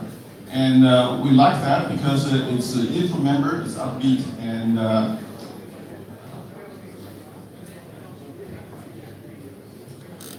so it becomes our group slogan. And because EOS Cannon. EOS Cannon, delighting you, has always become our group slogan. And our founder, Tai Su, and Wiki, since then used the WeChat group to communicate to the new members about EOS basics, explain how EOS works, and also tell them how EOS is going to change the blockchain world. So if you notice, we are not the camera, but the cannon artillery firing EOS. Members of our group coming from all lines of business. We have the geeks, professionals, artists, people from traditional business, and also people from internet and financial service side. So what we share in common is that we believe in EOS. We believe that's the unparalleled infrastructure which can allow us to build the large-scale DApps which will change the world eventually. So we started with a WeChat group and now we're into a community and now a national brand in EOS. And under this brand, it enables us to do more to contribute to the EOS ecosystem. So our members come from all over China, and we have two headquarters, one founding team from the southwest China, Chengdu, and the other founding team based on Shanghai, East Coast. And so far we had meetups in other major cities like Beijing, Xiamen, and Hong Kong. And if you notice that there may be not too many Chinese active on Twitter or Telegram, that's because most Chinese are active using another set of tools. So for Twitter, we have Weibo in China. For Reddit, Medium or Steam, we have Bihu, which is Steam-like, BTC, and Golden Finance, and many other media to choose from. And for Telegram, the equivalent is WeChat. For the YouTube, we have the YouTube and a few other choices. So people are actually pretty active in China, but they're just chatting on different channels. So EOS Cannon has been about 8 months old. And some people may know us because of the EOS token. Inside our community, we have 5 different groups. And the top is a elite group, which has a EOS holding of 1 million plus per member. And we have the 100K EOS holding group, and 10K, 50K, and 10K. And we also have a few EOS Cannon group, which for the new members, there's no requirement for the EOS holding. So far, we have about 1,000 active members, and the average holding is about 50K per member. So EOS Cannon's mission is that we want to make EOS better. Inside our community, we want to contribute to the EOS system actively instead of by passive holding the tokens. So the more supporters we get in our community, and the more developers and the development resources we can secure. And then we can start more DApps and other cool projects initiatives, which will in turn bring in more attention and members to our community. And outside, we have a lot of partnership with other communities and interaction with other business partners. And by electing to be a block producer, it enables us to serve the ecosystem better and provide a stable platform for DApps. And we also have started the project incubation program and secured a venue in Shanghai. Also, we kicked off a developer training community, which will help to coaching the developers and also attract more developers to join us.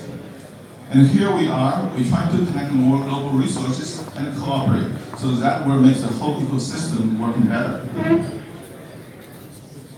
So in March, we announced our book producer candidacy. This is a natural result we choose because we want to serve the ecosystem better, and we are both financially sound and technically capable of doing that to provide a stable book producer services. We are active in the Django and the ScholarNet testnet. And we have a dedicated tech team behind. Half of our co-founder team has a technical background as well. So, and also our contribution to the ecosystem is comprehensive. We have our community support, we have our media coverage, and we have a lot of projects in residence, and we also have business partnerships both inside China and outside. And also we stay firm in governing the core principles and values of the EOS. We have reacted to mistakes, misunderstandings, confusions, and glitches in the past right away once we find it, and which we think that's very important to have the transparency in communication and whistleblowers to guarding those basic principles. So here we are. This is the first time we come out of Asia to meet in Europe.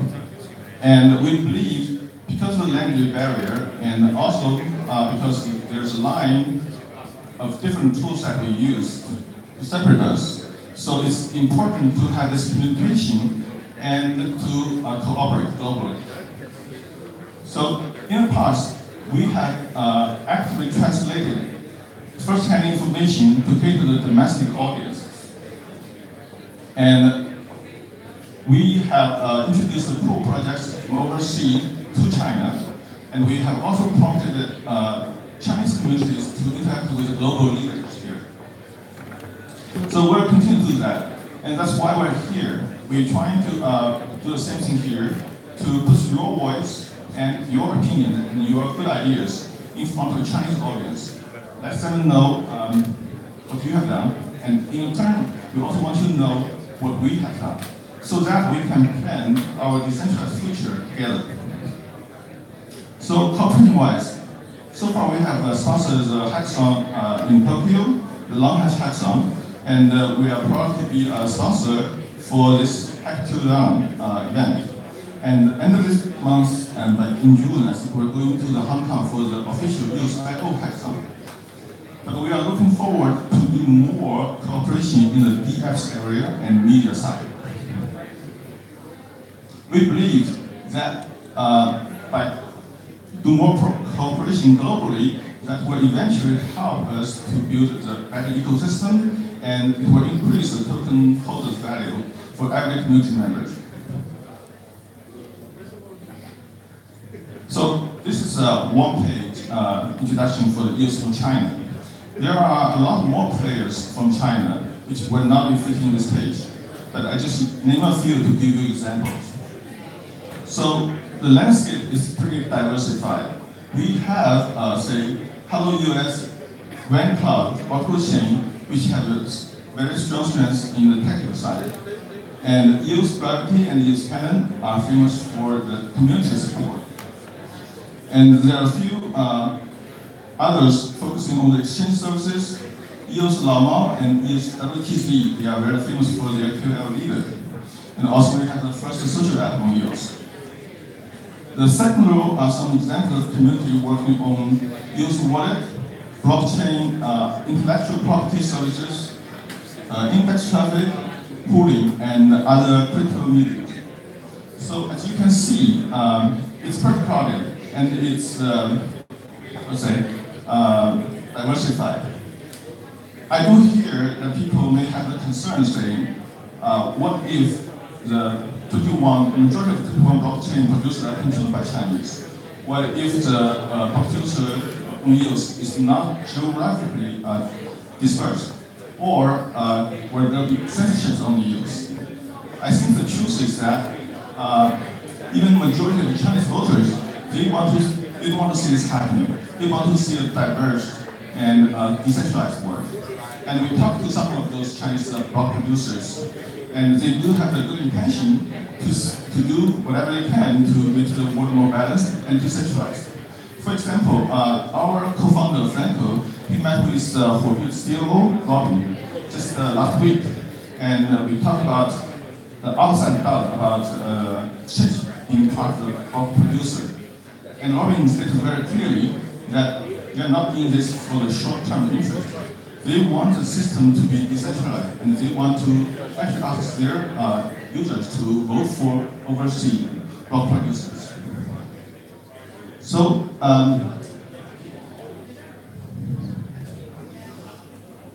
we also kicked off one of the media programs we call Meetup Block Producer. With that, it is a questionnaire-based interview, which with the optional 1 to 2 minutes video briefings.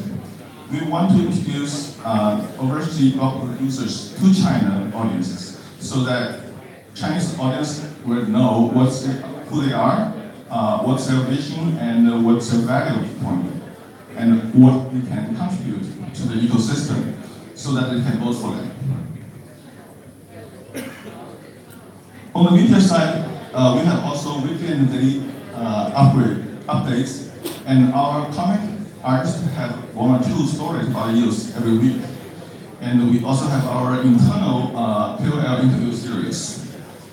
Our technical leader, Bing, he has also a daily column, which is publishing on the Bing Hoop. So we welcome all the possible cooperation on the media side, and if you are interested in working with other China crypto media, we can happy to introduce. So this is a quick list of the current projects in residence. Those funded are from EOS Cannon communities. I won't go into all the details here, but I'm sure the list is going to grow once the mainnet launch. These are some photos we took in Beijing, Xiamen, and Hong Kong meetups. The next one is coming up in Chengdu on the 5th. And we certainly will host more. And if any of you come to China, you're certainly welcome to meet us. This is our team. It's a coincidence that we choose Marvel comic heroes same as US 42. I'll give a little bit introduction. So in the middle is Kaisu, that's our founder, the Spider-Man. On the top, Ricky, he is also the co-founder, the Iron Man. And me, Hawkeye. Mr. Gao is the Wolverine. Franco is Captain America, and Miss Bing is the Thor.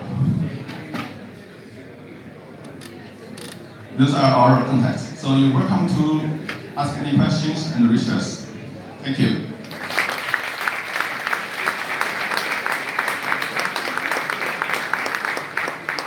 Fantastic. I just wish that we had some of the signs that Larry had at his meetups in China here, so we will not get a photo with them. I'm just going to politely ask people at the back, maybe stop chatting so loudly. If you want to chat, then you can go outside or maybe into one of those rooms there or something. I'm going to impolitely say, guys, can you, people at the back, they're not listening to me. Guys, I don't know if they can hear me. Just keep the volume to a minimum for our next speakers. That would be great. And so basically what we're going to do now is we're going to hear briefly from a collection of block producers who are going to tell you about their progress and their efforts. And so if we can, I'm just going to, I can still hear some noise from the back, so if we could, if you want to talk to other people, then I would advise you to, you can go outside or something, into the hallway or something. Otherwise, if you could close the door in those meeting spaces, just because it is quite difficult for the audience who wants to listen to the speakers to hear them. Thank you.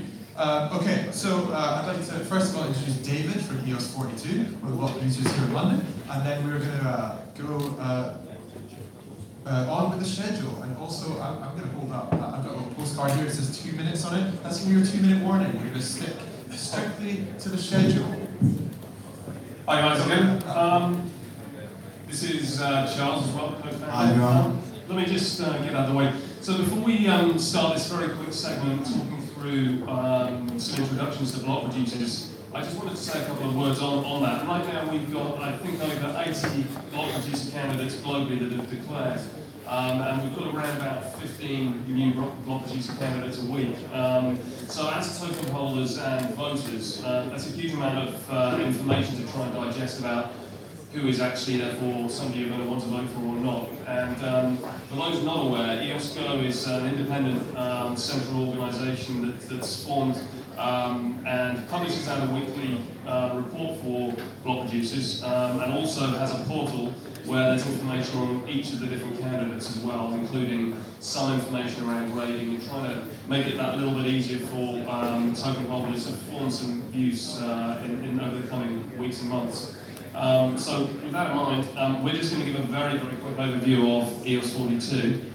Charles,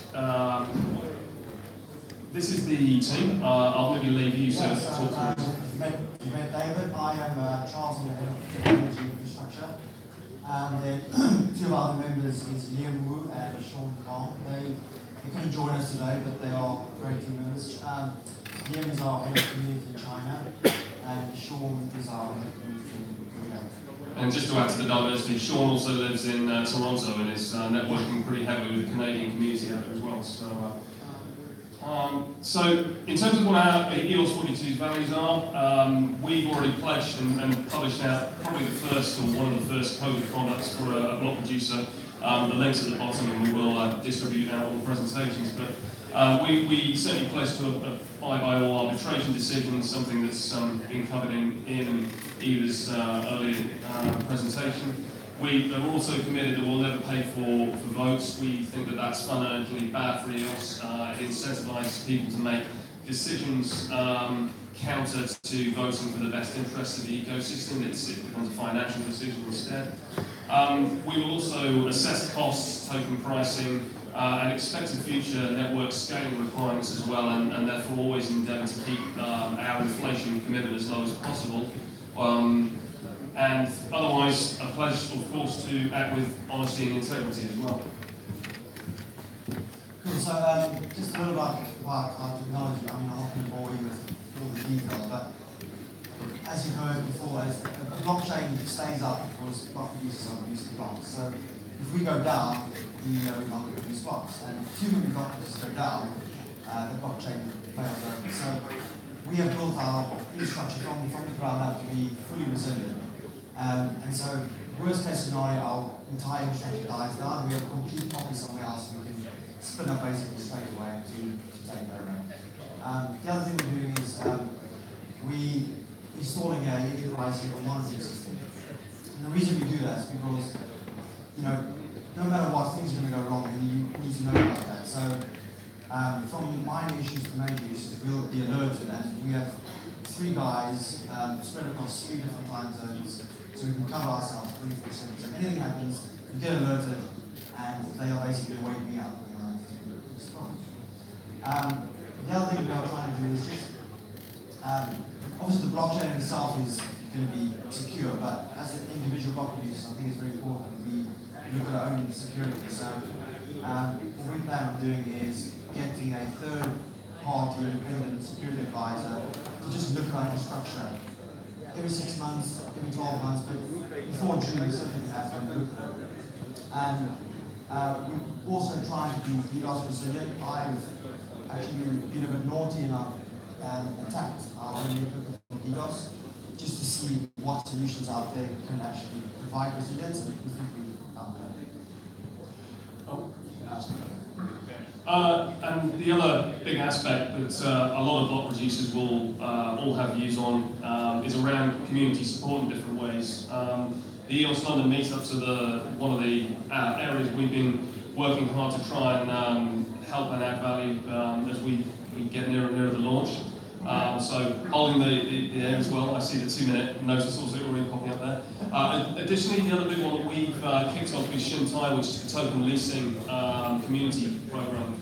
The project is a peer-to-peer token leasing delegation marketplace. And we'll actually come and just do a very fast overview of that at the back end of this as well. So. Cool. So again, some more things we're going to start a business incubator to help existing businesses move on to the blockchain. So whether that business runs on a blockchain or doesn't run on a blockchain, we will try and provide them with technical support and advice to just help them transition to move on. Which of course puts you in touch with EOS developers, so we try and create that match. The other one that we've also pledged is that we want to commit a fixed percentage of net profits towards charities globally. In this particular case, our commitment is going to be third world blockchain education.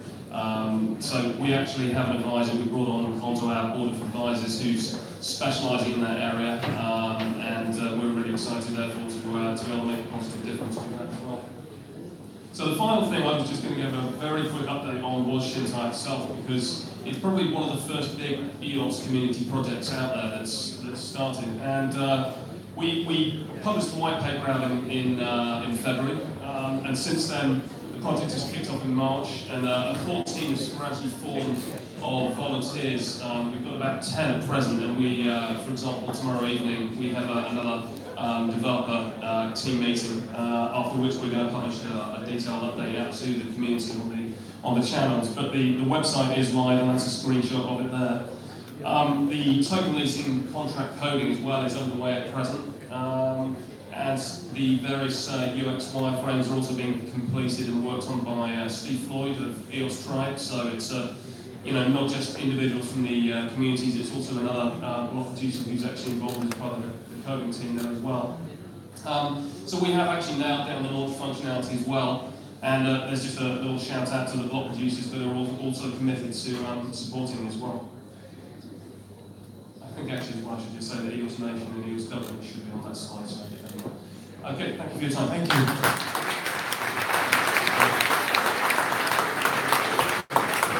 Well, I actually had a talk in this building, one of the offices above, recently to a company that makes leasing, like software for like financial companies to do leasing. So I hope nobody who I invited was still here to see that Chintai is going to completely disrupt their business. So yes, up next I would like to invite eosDAC. Someone from there should be in the speak momentarily. So as well. So those of you block producer candidates who are going to be speaking, it would be much appreciated if you can be kind of lining up at the side of the stage so we can expedite this process as much as possible. So without further ado, because we're just getting the kind of wireless mics for videos started, we're just going to hand over to eosDAC. There you go. We've got 6 minutes. Hey, lovely. Thanks very much. My name is Rob Allen. I'm part of the EOSDAC launch team, and I now have my clicker. Right, so quick one.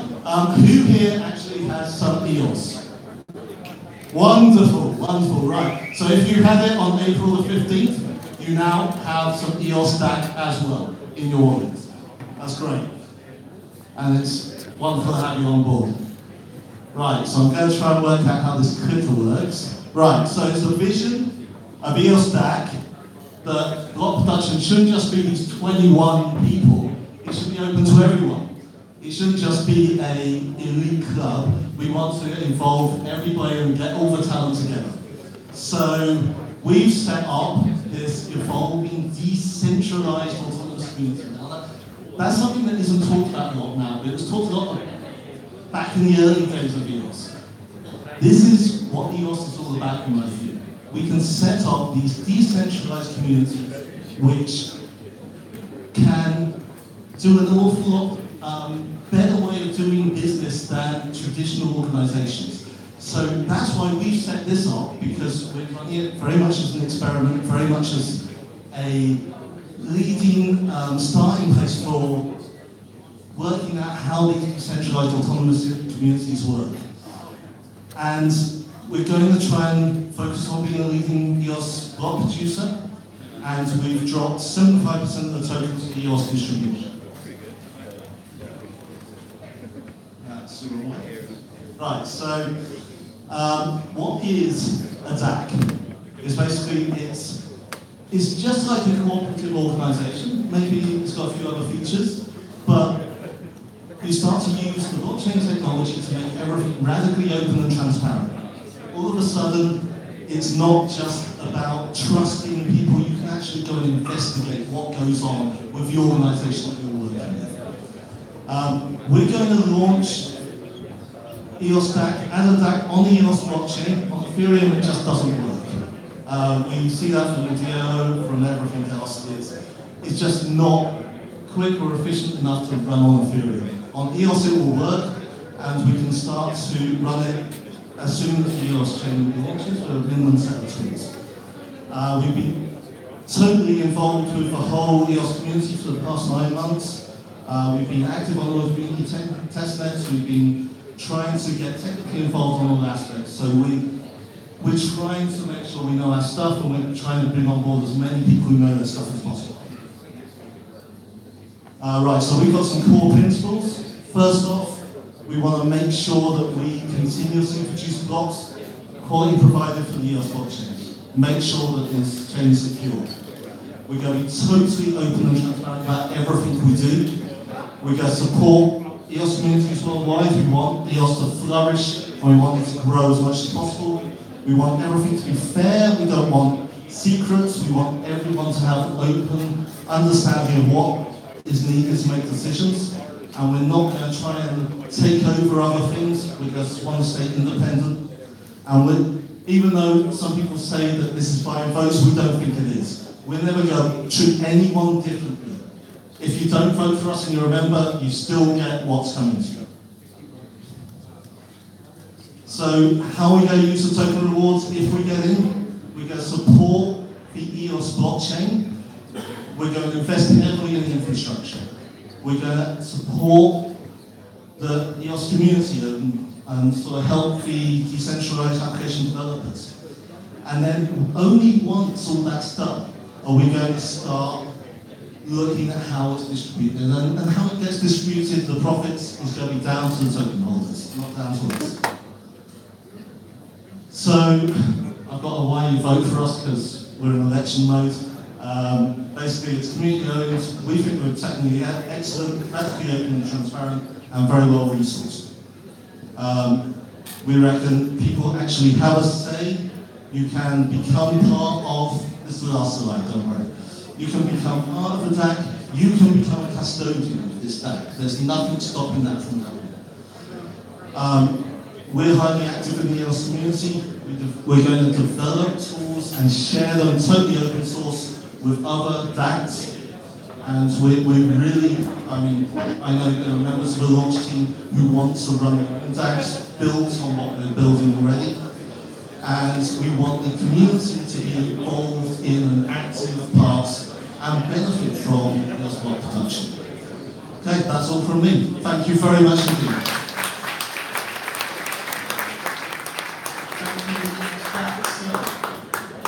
It's my pleasure now to introduce EOS Dublin. I was actually in Dublin last week. I went to the WeWork there. Do you know they actually have Guinness on tap there instead of just beer? You know what as well? It doesn't run out as soon as it got to the bottom of one barrel. So yes, here is EOS Dublin. Yeah. Hi everybody, my name is Sharif. I was standing at the back of the room there and felt like I was in The Apprentice. I had to come up here and do a presentation, look for a job. I just heard that I would get fired. So as I said, I'm Sharif and Sam, the founding team of EOS Dublin. Isaac and Jessica are helping us with the marketing and positioning and storytelling.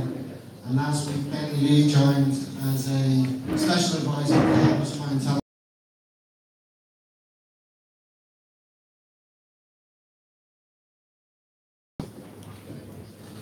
We've got 4 core values which hopefully translate well into all of the different languages and are clear and concise. We're completely independent, completely self-funded.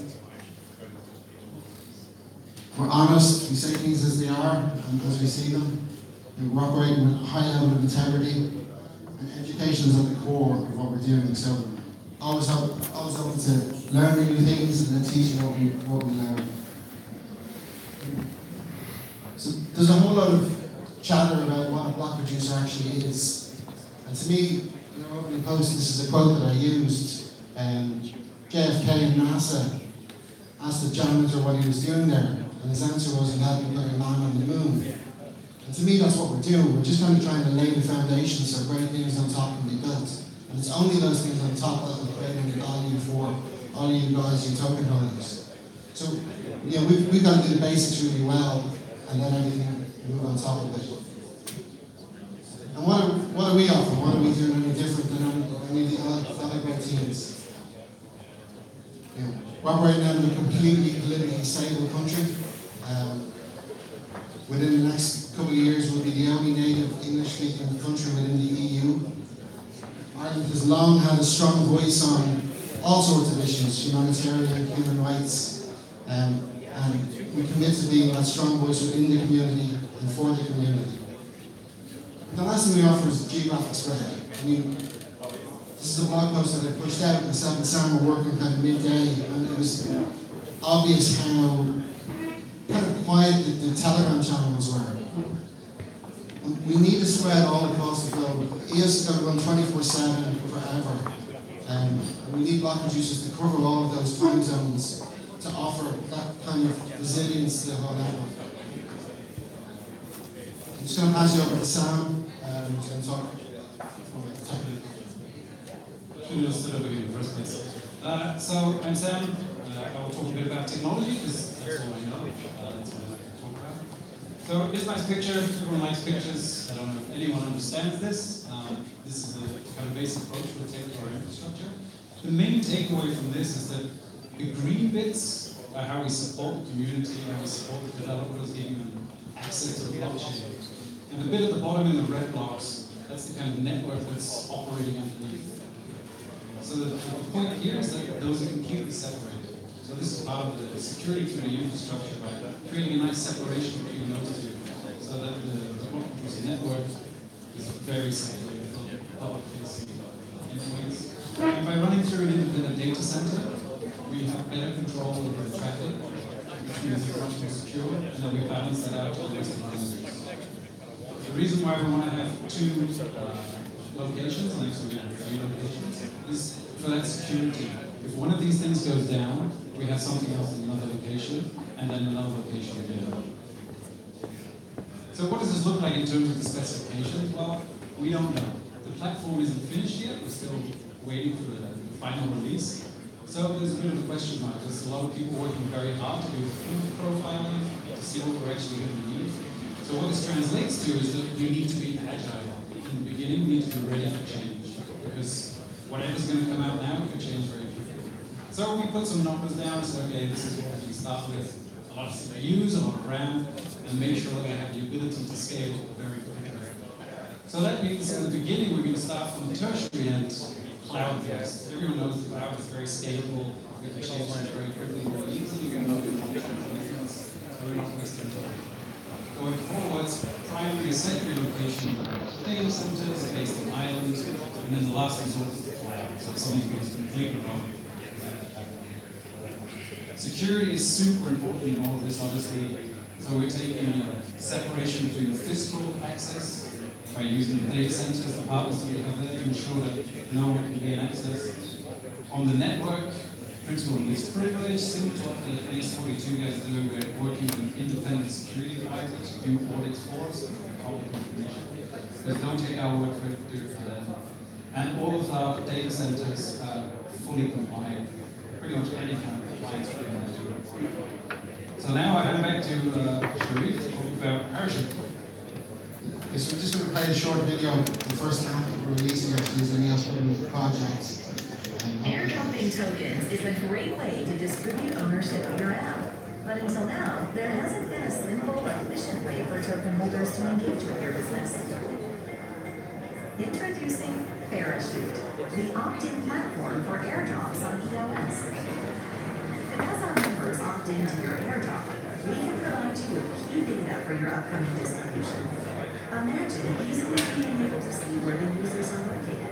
what other projects they're celebrating, what languages they speak, and how best to use them. Better engagement, better ownership, better distribution. Oh, and for members who opt out, they can swap out their allocation for our parachute tokens to engage with other projects. To learn more, visit www.parachute.zone. And that's it. Thank you very much.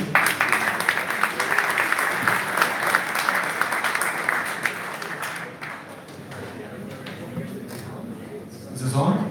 Okay, good. Okay, so that was EOS Dublin. And now we have EOS SW/Eden. Consultation with EOS Sweden. Somebody's ready, is it you? Okay, here's the clicker. Here's the microphone.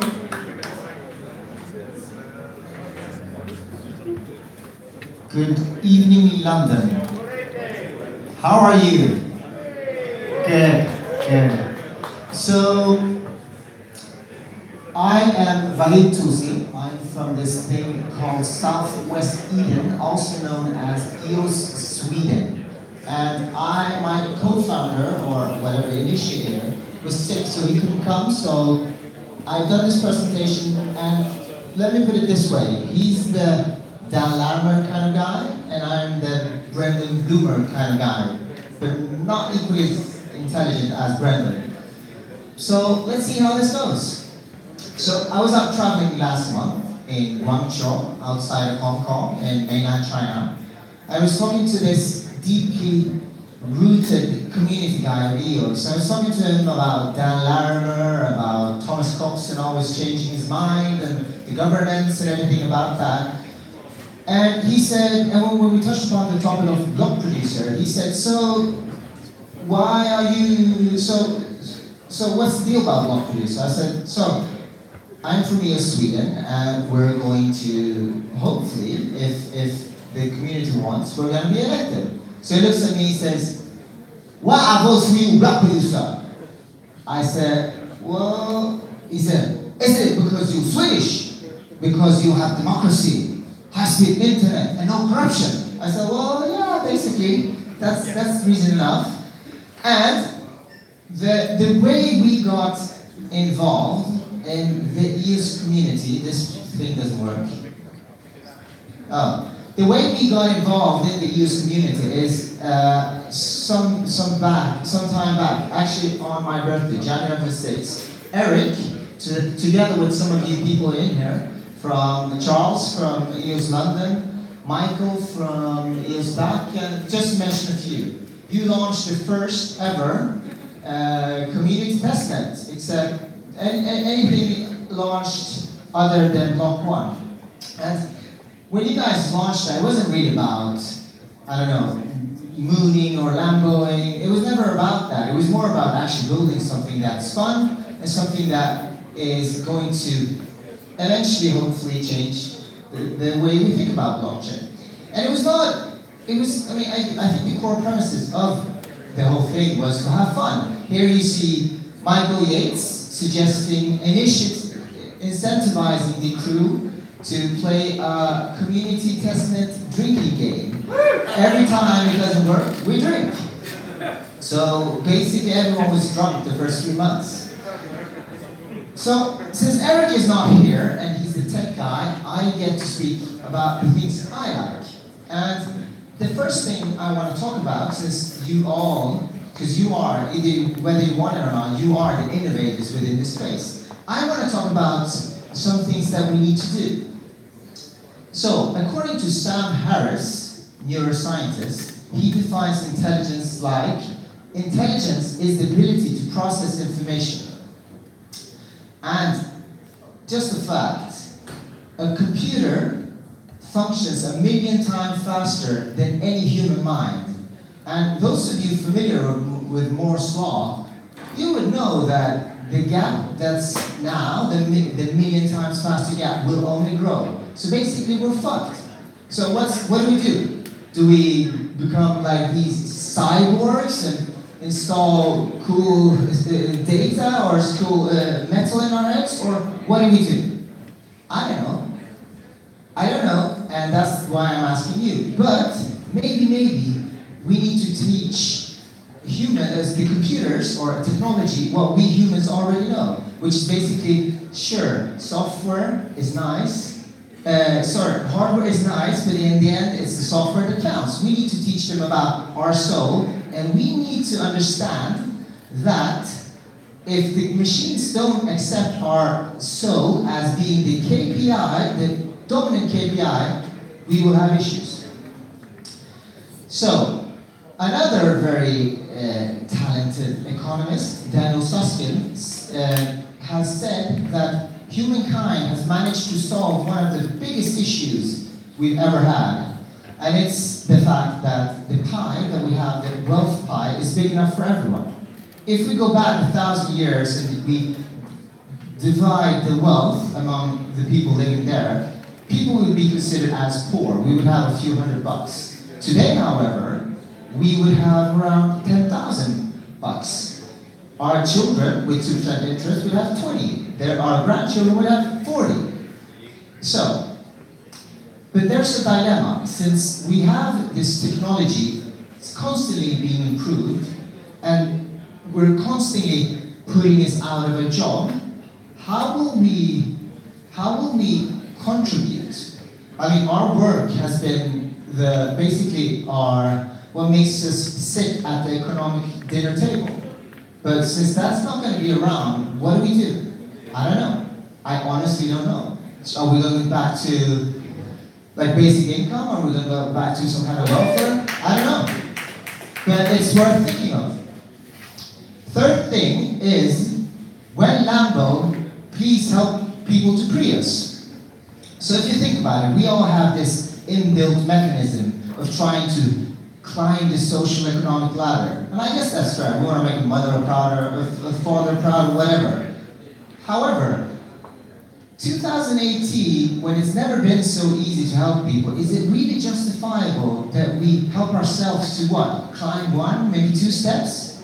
When we could easily help millions, if not billions, to climb from the bottom of the ladder up to the top. So, I'm not saying everyone should do it, I'm just saying, please, let's see what we can do, because it doesn't actually cost us. And what do you say? The sum of our achievements is not what we do individually, it's what we do as a community. So, I just want to kind of like say that it's not like I know or anyone knows, and I'm not expecting any answers to these silly questions. But I'm just saying, when we Lambo, let's help others to Prius. So, basically, it's not that hard. Teach tech to be kind, so we don't, so it doesn't decide we are a waste of space and eliminates us. Share the pie, this is quite easy. Help others up the ladder. And finally, I'm sure we will run into a lot of issues, a lot of problems, sure. But this is a favorite quote from Winston Churchill, the quote machine himself. And I think it kind of captures the essence of entrepreneurship, but also EOS. And it's, success consists of going from failure to failure without loss of enthusiasm. And I actually think that makes sense, because those of you that are quite active within the government channels, you know there's a lot of things changing every day. So anyway, going back to the guy in Guangzhou, he also asked us, well, so if you become block producers, what are you going to do? And I said, well, we're going to do whatever everyone else is doing, but we're probably going to do it as fair as possible. So, the reason for you to have a look at us and vote for Sweden is quite easy. It's that we have moose, basically. Thank you.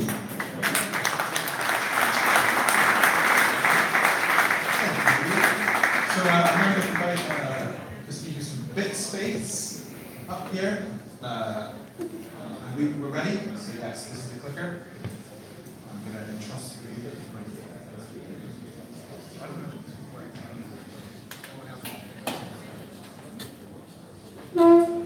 Hello everyone. I am Christian Lanes. I'm the co-founder and chief strategist of BitSpace. BitSpace is Norway's leading blockchain company.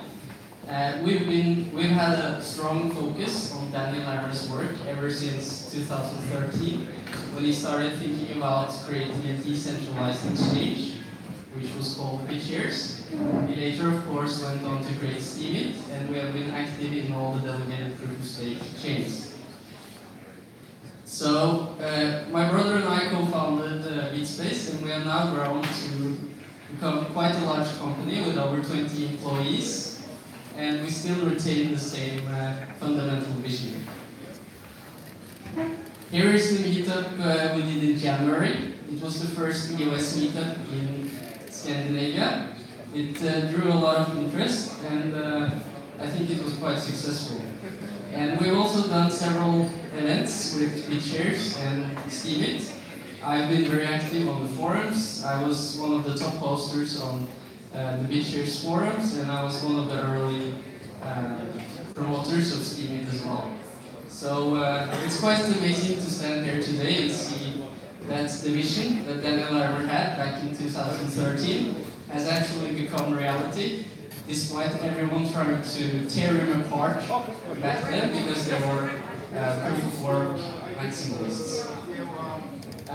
So in terms of the technical aspects, we're going to have 2 or 3 different servers, one backup in the cloud and one backup in our office, and the primary server will be this Green Mountain server.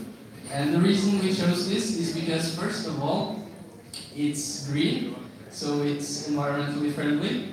In a recent poll, most people agree that one of the major problems with the crypto space is waste of electricity.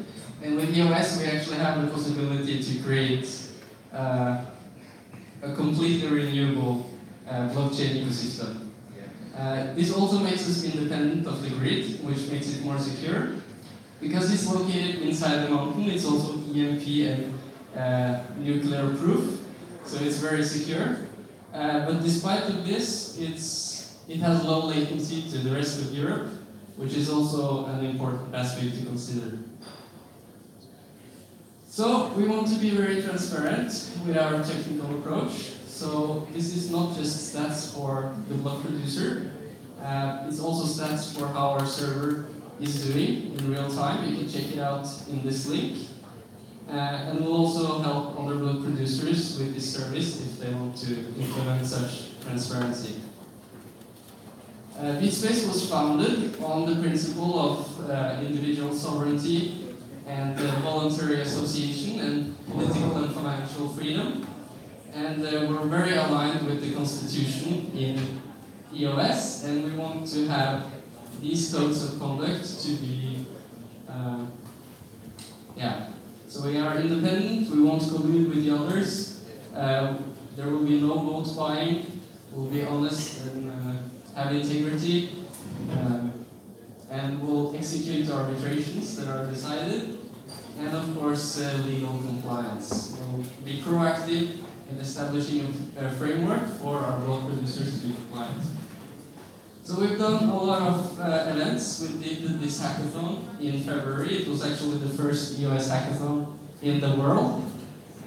We also did a hackathon a few days ago in Trondheim, and that was also very successful. We just came back from that. I've done some presentations just to explain the basics of EOS. On the left there is in the University of Oslo. On the right you can see me talking in front of business leaders and politicians in Norway. So we have quite a good foothold in the Scandinavian region. Finally, we also want to create this EOS hub, which is like an information, it serves really 3 purposes. The first is information. The second is that it will be a place for developers and the public to get educated on EOS. And finally, it will be a sort of incubator for EOS projects. So we already have several partner projects involved thinking of creating on EOS, and we also have seen that there's a lot of demand for mentors and people who can guide people who want to work with EOS, both traditional entrepreneurs and people who are more developers in the space. So yeah, that's it. Thank you.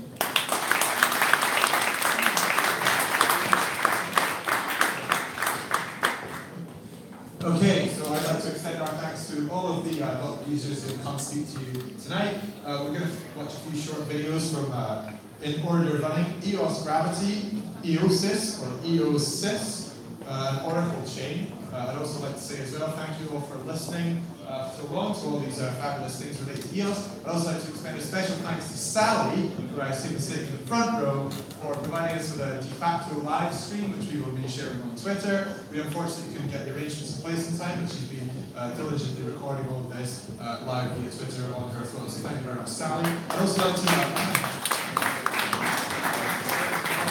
I'd also like to do a plug for we with Blockchain Beginners, which is another meetup group that I run, are doing an event tomorrow, which is all about the future of blockchain. How's it going to fit in with IoT, AI, big data, robotics? These are all the kinds of topics that we're going to be discussing in a kind of like zoomed out, higher level context tomorrow. So if you're interested in that, join my meetup group, which is another group for the currency of blockchain beginners. And without further ado, we're going to watch some of these other great block producer videos. So I'm saying that assuming that we're ready to play them. They are fantastic. Hi, this is Mara from EOS Gravity. I'm in charge of the overseas community operations. We have a great team, and everyone is busy and working hard on making EOS ecosystem better. In the last couple of months, we have been traveling all over China to do different meetups. And we are planning to do a global meetup in the near future. Thanks, David, your invitation, and I have always needed a lot for communicate between different VPs. And here I represent the Gravity team to say thank you to all of you and good luck to all of you. And next is Ocean, the founder of Gravity. 大家好，我是 Ocean， 来自 EOS 园区。作为全球规模最大的EOS社群，我们每个月有大量的时间花在 EOS 线上 Meetup 上。我们已经在中国跑遍了10到15个城市了。那这次由于时间的安排，没有办法到伦敦和大家一起谈论 EOS， 我们觉得特别遗憾。但是我觉得没有关系。我们自己在5月19号也会有一场全球的EOS社群的聚会，也希望EOS伦敦包括各位能来到我们的现场。那么5月份我们上海见吧，拜拜。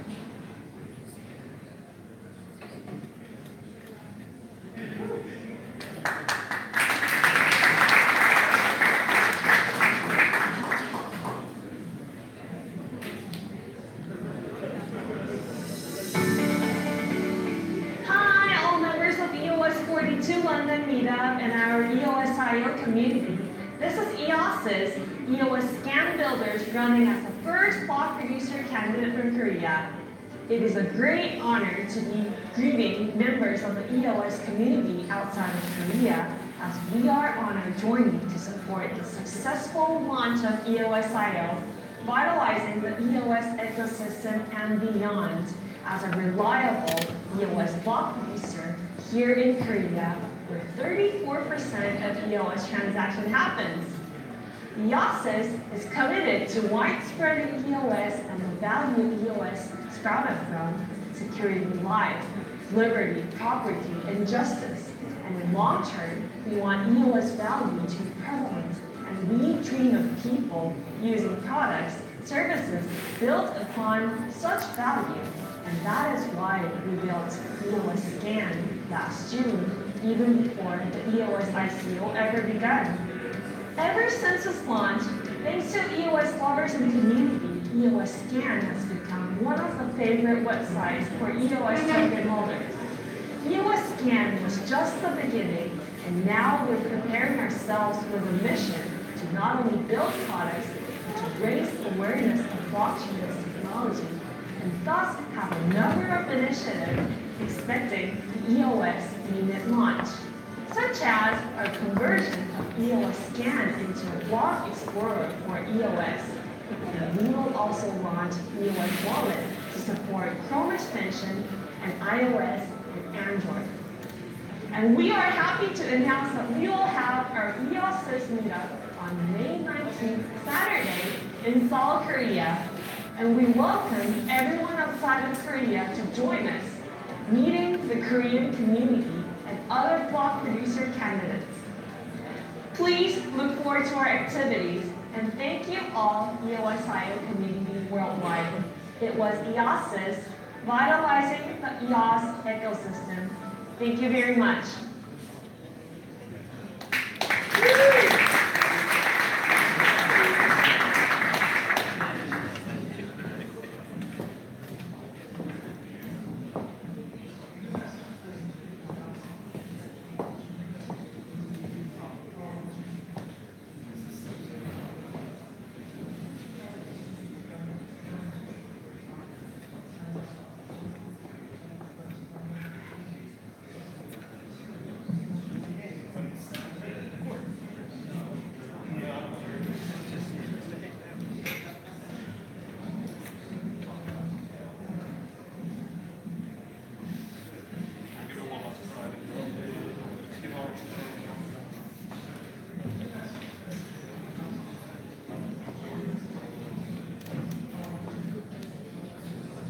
Okay, well, let's give that one a miss. We'll give OracleChain a chance to present at the next meetup, if not.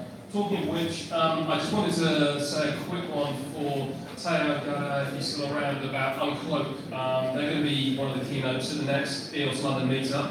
And I think it's quite fascinating, actually, how when we ran out of beer at the bar, suddenly it got emptier and emptier. But that's the last thing, just to finish up, Tulip is a tech conference that is taking place in June in San Francisco. They're actually having a block producer global meetup as well, and they asked as well for me to just let everybody know that there's a 25% discount code as well to put in EOS 42. So I'm taking a look at the site, it's really cool, and a lot of very influential EOS speakers are going to be there, including Thomas Cox and David Moss. Okay, thank you all. Fantastic. The little drawback is you have to actually go to San Francisco. So just to say to everyone, thank you very much for coming. That is the conclusion of all of our speakers and stuff. I would give you thanks if you can help us with the speedy egress. As I was saying, we've already overstayed our welcome. But also, I would also like to see any of you at the pub afterwards. We're going to go to the Globe. So go out of here to the right towards Moorgate Station, which is along that way, and then the pub's just there on the left. It's magnificent, so it'll be nice and cheap. So if any of you want to hang around for a chat and beer afterwards, that's where we will be. And obviously, I always accept donations, Bitcoin, Litecoin, Ethereum, preferably beer. So thank you once again for coming. And also, yes, if you could make sure that everyone's